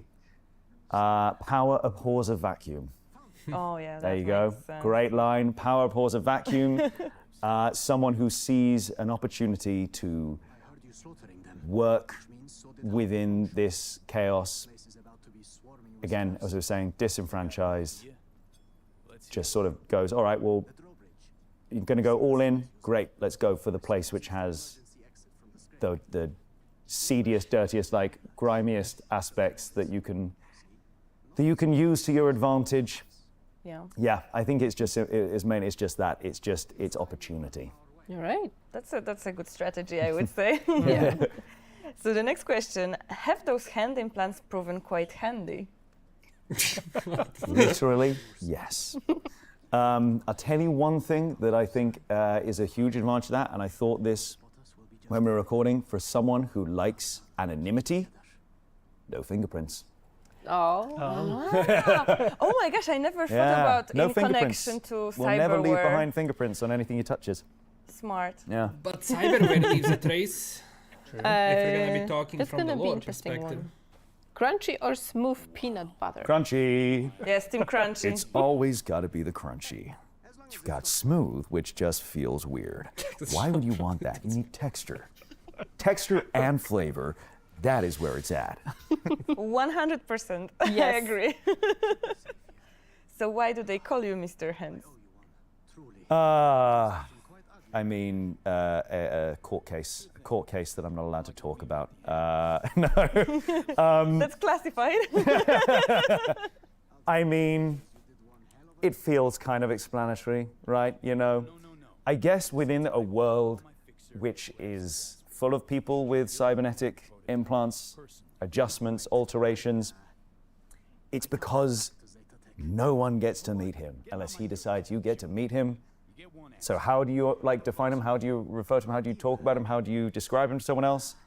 Holocaul, Mr. Hands, yeah. Mr. Hands. But this is pretty like usual in this world. Like we have Johnny Silverhand, Mm-hmm. Morgan Blackhand. Yes. I wish we had more So than therefore, black I mean, hands to in be the called game. Mr. Hands, So both hands. I mean, you know, not that I want to big him up, but to be the, definitive Mr. Hands, you know what I mean? Silver hand, black hand, cool. Mr. Hands. Plural. Absolutely. All right. Bird maintenance tips. Moved. I don't Mr. know. Hands would I cut the disappear if signal. Black Hand Your was fixer involved. can have the schematics. My lord. They're just as valuable. Maybe we should actually call your dad for that. Yeah, I mean, oils. I can't really grow. Here's the thing, I can grow a little bit of facial hair and a mustache.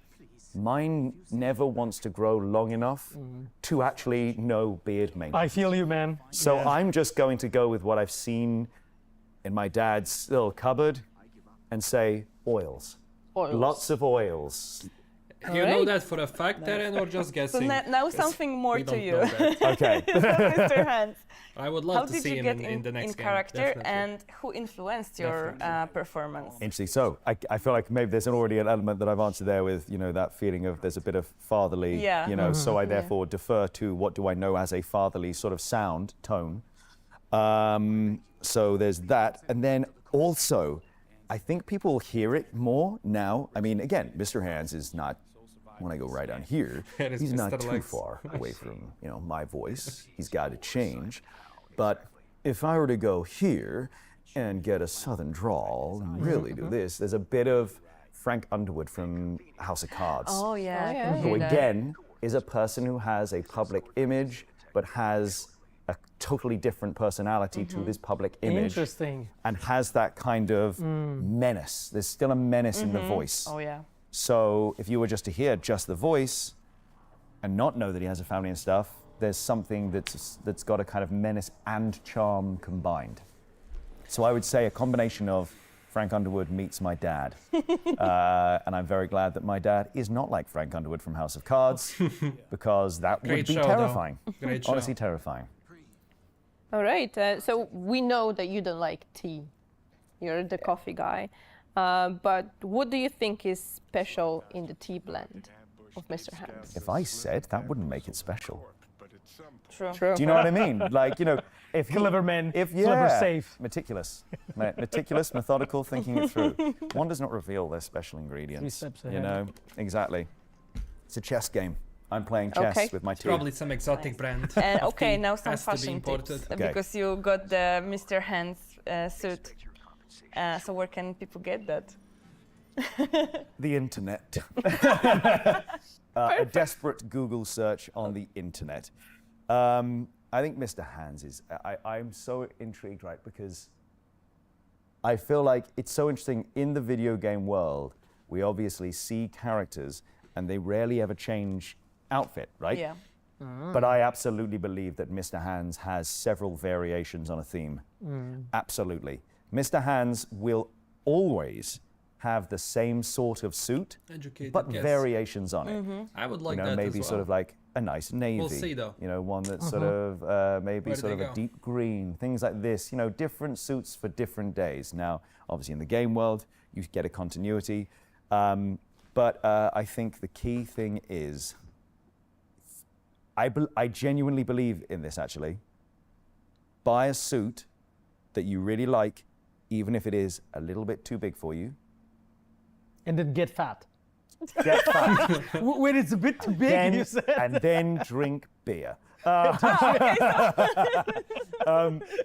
Because there are many, many people out there. Like, if you want to get a suit, bespoke, off the shelf, you know, whatever, you can find suits that you go, it's maybe not an expensive suit, but you take it somewhere, you pay a little bit of money, and it's still cheaper than it would be to go and get a really nice suit. Yeah. And Yeah. it's tailored to you, and instantly, it's an expensive suit. That's the thing. If you find a That's suit true. that doesn't quite fit, and you think, you know, maybe it doesn't quite look good on you, but it's cheap, go get it tailored. And it's an affordable way, and it is more affordable than you think. It's an affordable way of getting a really expensive looking suit. Unless you go against And the look good person in it. who has an expensive suit and knows All expensive right. So suits. I think that's You'll it see the for material. for what we prepared for you guys today. I mean, there is one more question that I definitely have Okay. seen online, and that is, does he know he could make more money as Mr. Feet? Oh, God. Yeah, I saw this question. I was so scared to ask that. And yes, but what I would also say is, I have seen online become a trend recently, certain communities online that really enjoy men's hands.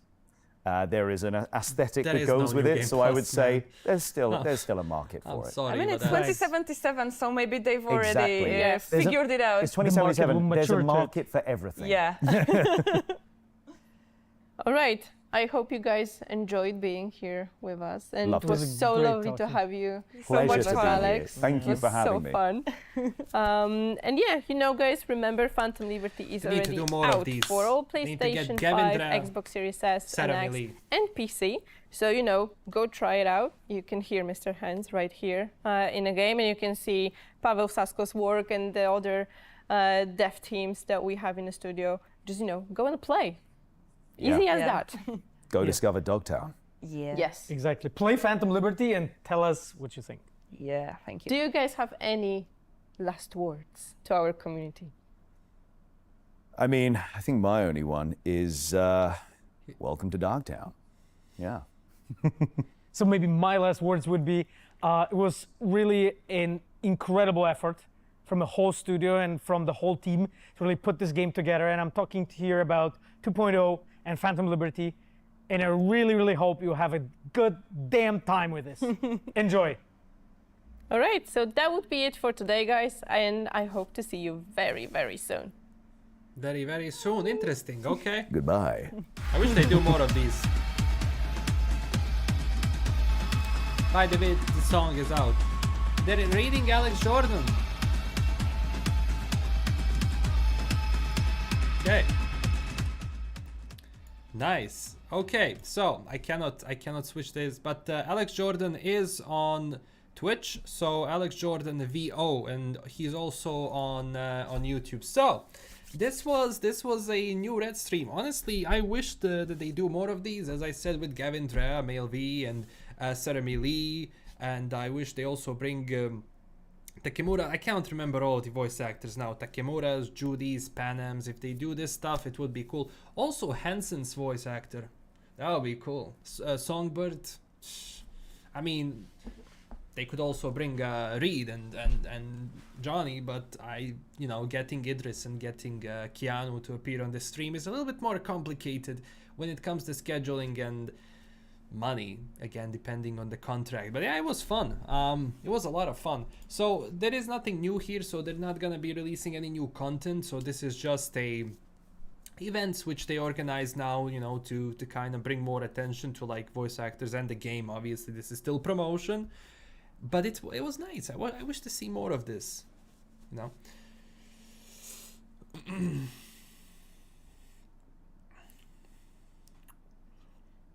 RIP 2077, let's go, Ryan. Yeah, so there's a few things which I want to talk about before we end this. So first off, when it comes to, there was a big discussion when it comes to layoffs in CDPR. So sadly, even though this year was amazing for video games and titles which have released, we had a lot, especially if you're an RPG gamer now. You got Cyberpunk, Starfield, Baldur's Gate, a lot of different RPGs, and different RPGs you can pick from depending on which you want and what you consider RPG heavy or light.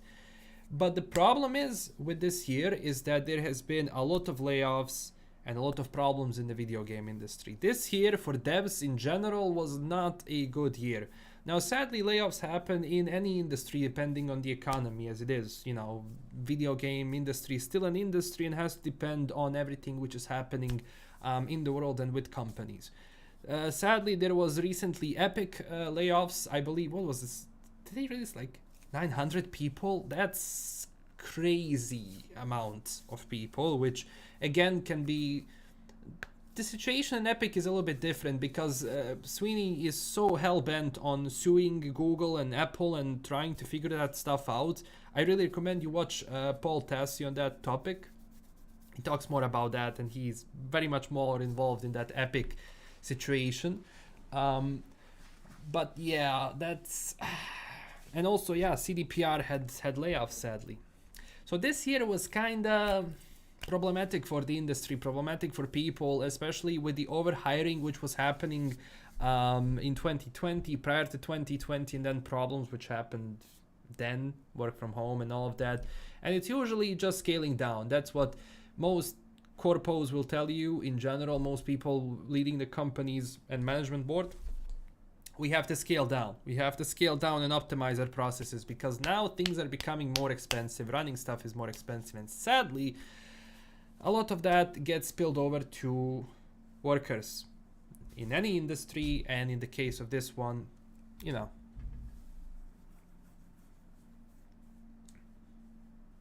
But also the Walls gig was pretty cool, yeah, definitely. Bittersweet here, just like Cyberpunk, yeah. So we'll see how that's gonna be moving forward, but I think... I read somewhere that they managed to unionize. I don't know if it's connected to just CD Projekt Red or in studios in Poland in general, but I read somewhere, I have to double check that, I'm not confirming it, that either they're moving for unionization or they already unionized. So yeah, that's good. Hopefully it helps. I mean, that's why people ask, like, why do the cops don't get fired that easily? Unions. Or anyone else who has a strong union, getting fired, getting your pay, getting work done. If it goes through union, and if that union is not corrupt, it's all good. Yeah, AI is the factor too.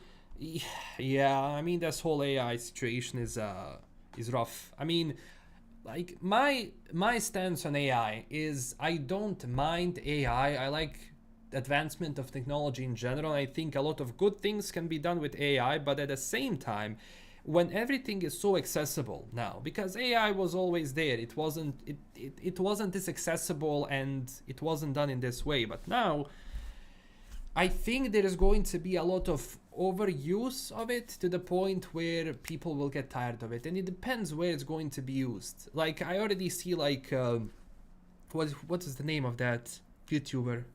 He was big, Quabblecop, something like that. I didn't watch him, but I did see the recently his whole drama with AI and stuff. I don't know, man. I think the next big YouTube star, and I think a lot of people say this, the next 5 to 10 years might be an AI.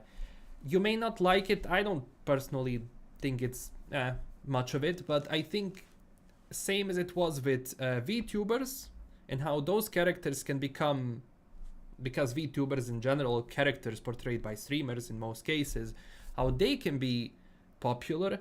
I wouldn't be surprised if this goes for AI as well.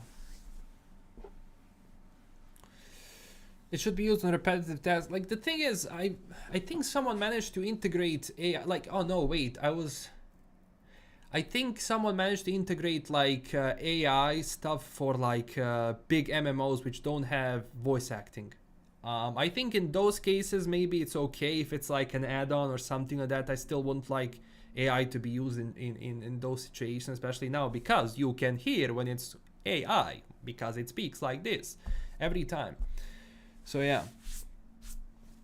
I mean, VTubers cringe. I mean, you can call them cringe or whatever, but they are a big part of the streaming industry. It's just how it is. And honestly, I think when it comes to that, it's more like a character, because you always had somewhat, you know, people who were portraying certain characters, and they had those characters on their YouTube, and they were not kind of like, you know, portraying themselves. But I don't know. There was a few before, I forgot their names. I know they were commentary channels, and they were relying on that. On Twitch, there's a channel called Ask AI Jesus. Yeah, I saw that. I think this was, I think that AI Jesus was done by Athene, if I believe. He went into that. I actually like, when he did that AI stuff on Twitch, I followed that up. It was kind of interesting. It was, but it depends. Like, it's just gonna go, it's gonna go insane. But I think that the problem with AI now is that you have a lot of execs which look at AI as a form of like, okay, this is gonna be giving us more money. We're gonna be able to save money on some stuff, which means that we can get rid of some people who's working that. I think that's that's gonna be bad for the industries in general. I think a lot of people are going to lose their jobs because of AI, but yeah, I don't know. It has, like any tech, it has its plus and minuses. Like, when even like robotization of industry started, and you had a lot of tasks which are not done by hand anymore, Mr. Hands, they're not done by hands, but they're done by robots on an assembly line. So it is, you know, before you had people on assembly line, now you have robots and CNC machines on the assembly line and so on. So yeah. Having a follower in sequel would be interesting. Yeah, honestly, I would love if in the sequel, the next Cyberpunk sequel, you're playing as a new character and you're doing your stuff, you know, and then all of a sudden, your V, which you created for your playthrough, which let's think of it like this: you're starting Cyberpunk sequel, and you can import your save, and then your V comes out and maybe appears for a little bit, maybe through a gig, or maybe as a mentor of some sort in some cases, as a small thing. I would love that. I think having your V, which you played in Cyberpunk 2077, be somewhat involved as an NPC for your new character, maybe something cool, but I don't know. That's just me, you know, speaking random stuff. Doesn't South Korea have virtual K-pop stars already? Yeah, I'm sure they do. I mean, to be honest, South Korea was always ahead of its time when it came to video games in general, because I remember growing up, the big esports scene was always like Korea. It was like South Korea. Look at these South Korean players playing StarCraft. StarCraft. Yeah, I almost said Starfield. StarCraft. They were huge at that time, and it was always like, oh, Korea, you know. And then US started a bit, and then Europe with, you know, CS and all of that. But like Korea was always kind of. So I wouldn't be surprised whatever is happening in the video game industry. Looking at Korea might give you somewhat of an insight on what you can expect that's coming through the rest of the world. Maybe. I don't know. It was somewhat of a reference point before. I don't know if it's now, though, because now, I mean, both US and EU and everywhere else, it's like it kind of became a thing, you know. The industry is booming everywhere when it comes to gaming one, at least. I'm still partial to the idea that Blackhand will be the protagonist of Orion. Nah. I would like to have Blackhand. Blackhand is one of my favorite characters from the lore. I think I like him more than Silverhand. But, you know, having Blackhand, especially if they go into the future, I mean, Blackhand is already kind of tough. And I think he's going to be too old. And I would rather have Blackhand as an NPC or a important NPC rather than playing as Blackhand. Or because I doubt they're gonna be going into a past when Blackhand was young and all of that. Because Blackhand is the solo's solo, so he's already kinda, you know, strong. And on top of all, he has a certain moral dilemma, which he tries to bring people alive. So he's not someone who's gonna go in and do a gig and destroy everyone. No, he was popular because Blackhand is going to devise a plan which is going to kidnap all of those people. He has to flatline and then, you know, bring them to whatever. So yeah.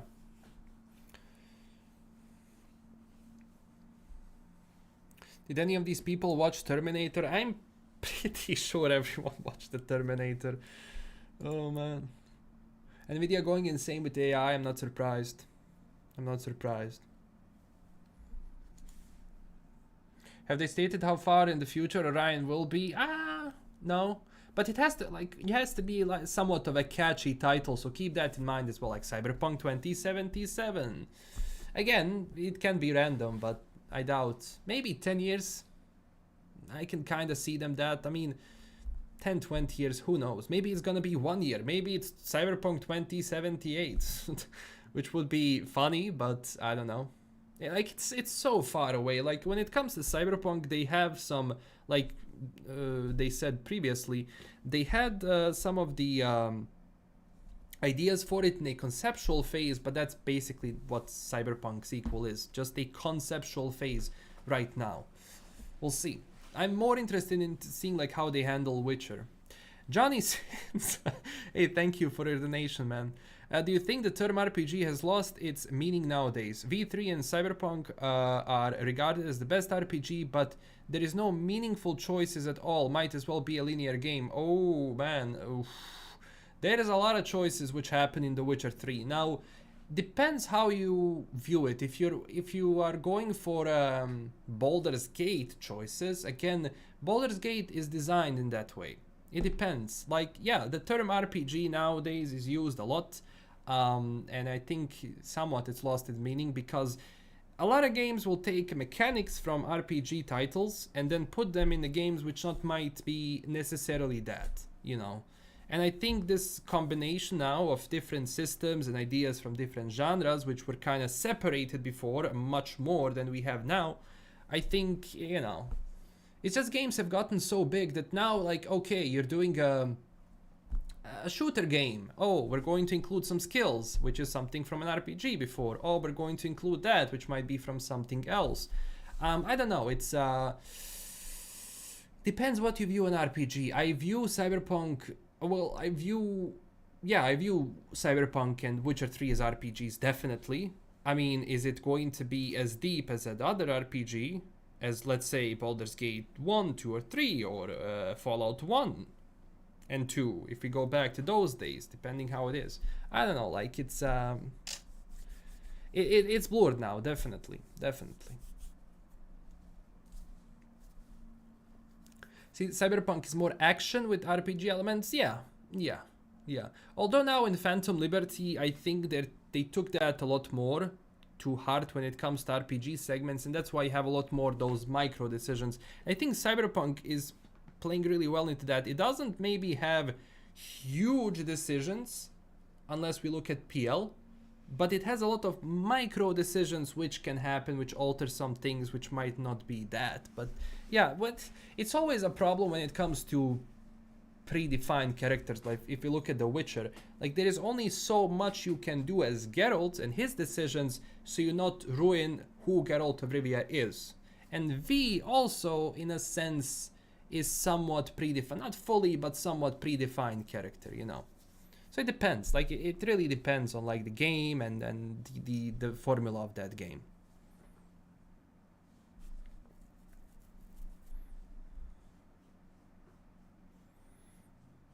Still have some bugs in 2.1 game breaking, not game breaking, but like car won't come and new items are not marked. I saw people had that. I know like reinstall helps with some of those things, but again, reinstalling can be problematic for people if you know, you are have slow internet, and Cyberpunk is what now, 80 to 100 gigs. I mean, come on. Enlighten me. Is there a RedStream today? You missed it. RedStream is over. You can see it on Twitch TV and here, and I'm sure they're going to upload it on their channel.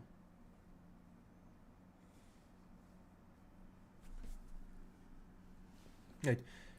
What do you think of the director of the next Witcher saga? I think in general, people who are now in CD Projekt, they know what they're doing. We'll see, obviously, when that comes out. My only worry is how are they going to do the next Witcher game? Predefined character, create your own Witcher. Yeah, who knows? I do think that whatever the new Witcher game is, I think it's going to have a voiced character. At least they did that so far. I'm not sure if they're going to abandon that idea of not having a voice character. So when you have that already, there is already some things which are predefined in that sense. Not every decision has to be a world-shattering thing. Yeah, I agree. Again, as I said, it depends really on what world you are in and how are you portraying it in general. But RPG does not always mean making huge decisions. It doesn't have to be that. I mean, depends. I mean, if we take a look at GTA roleplay, you don't make big decisions, but it's still roleplay in some sense. I don't know. It's such a diluted term today.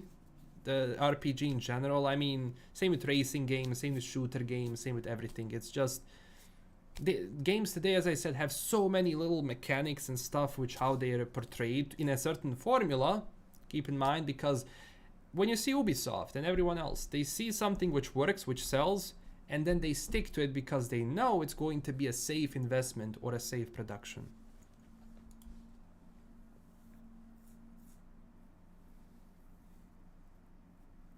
I think CD Projekt Red will always go with a predefined voiced character. They lean more on the narrative heavy RPGs and sandbox RPGs like Larian Studio games.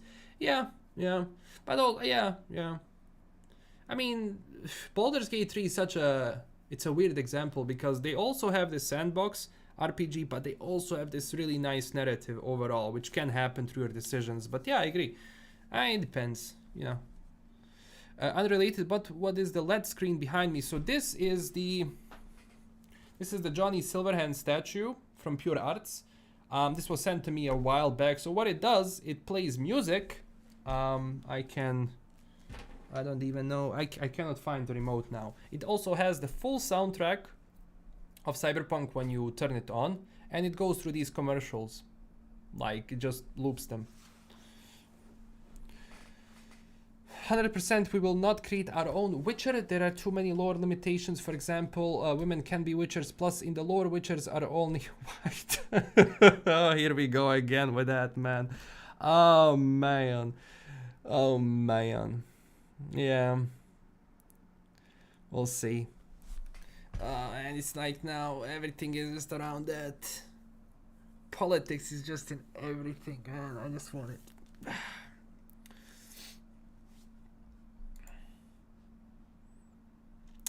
BG3 isn't as personal as The Witcher or Red Dead. Yeah, I agree. It depends. Like in Baldur's Gate, you kinda you make the decision of, I think, what is personal to you and why it's not, depending on what sort of a character you're gonna be playing. So that's good. That it takes a big talent to pull off something like that. That's why BG3 is my GOTY for this year. I mean, I hope it does. I hope it wins. We'll see.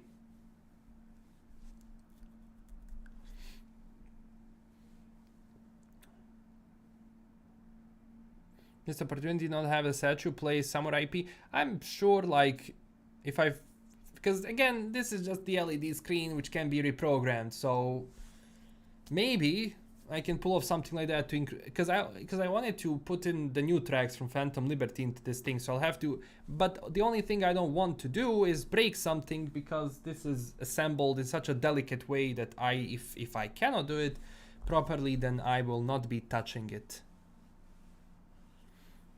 BG3 has good balance, yeah.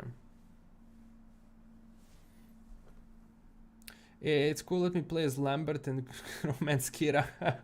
My personal Witcher game is the one I would love to see, is Vesemir during his young days. Because more Witcher school, before the burning of Kaer Morhen, and just in general the world was kind of brimming with the Witchers back then. So I want to see the world which is filled with Witchers and different schools, because at the end of the day the books of The Witcher and the games are all set in the passing days of Witchers, where you only have School of the Wolf left, where you only have a few Witchers left in that school, trying to survive in this world where they don't need Witchers anymore, but they kinda do still.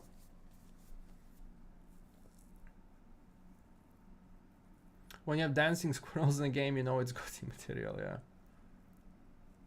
Yeah. BG3 has a good balance with narrative and sandbox, but Cyberpunk has specific personal themes which you can get in. You can't get in BG3.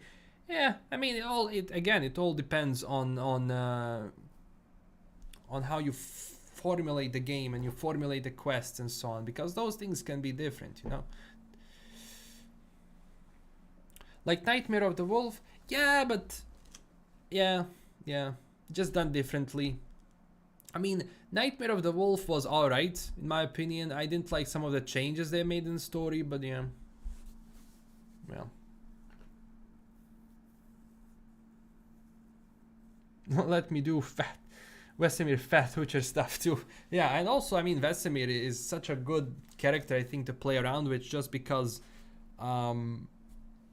he's already like a master fencer. He's a proper Witcher. He trained Geralt after all. So yeah, I don't know. All right, guys. So thank you for stopping by, everyone. So I finally feel better. Sorry for not uploading. I had a flu a little bit, so my voice was just not good for recording in general. Now I'm better, so tomorrow I should have a video out, and then from there it should be like daily uploads or every 2 days. We have a lot to talk about.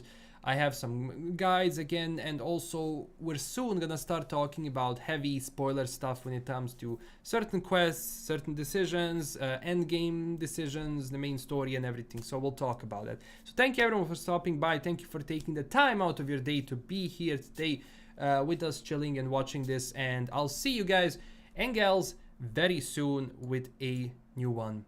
Thank you and stay classy, chooms. Bye bye.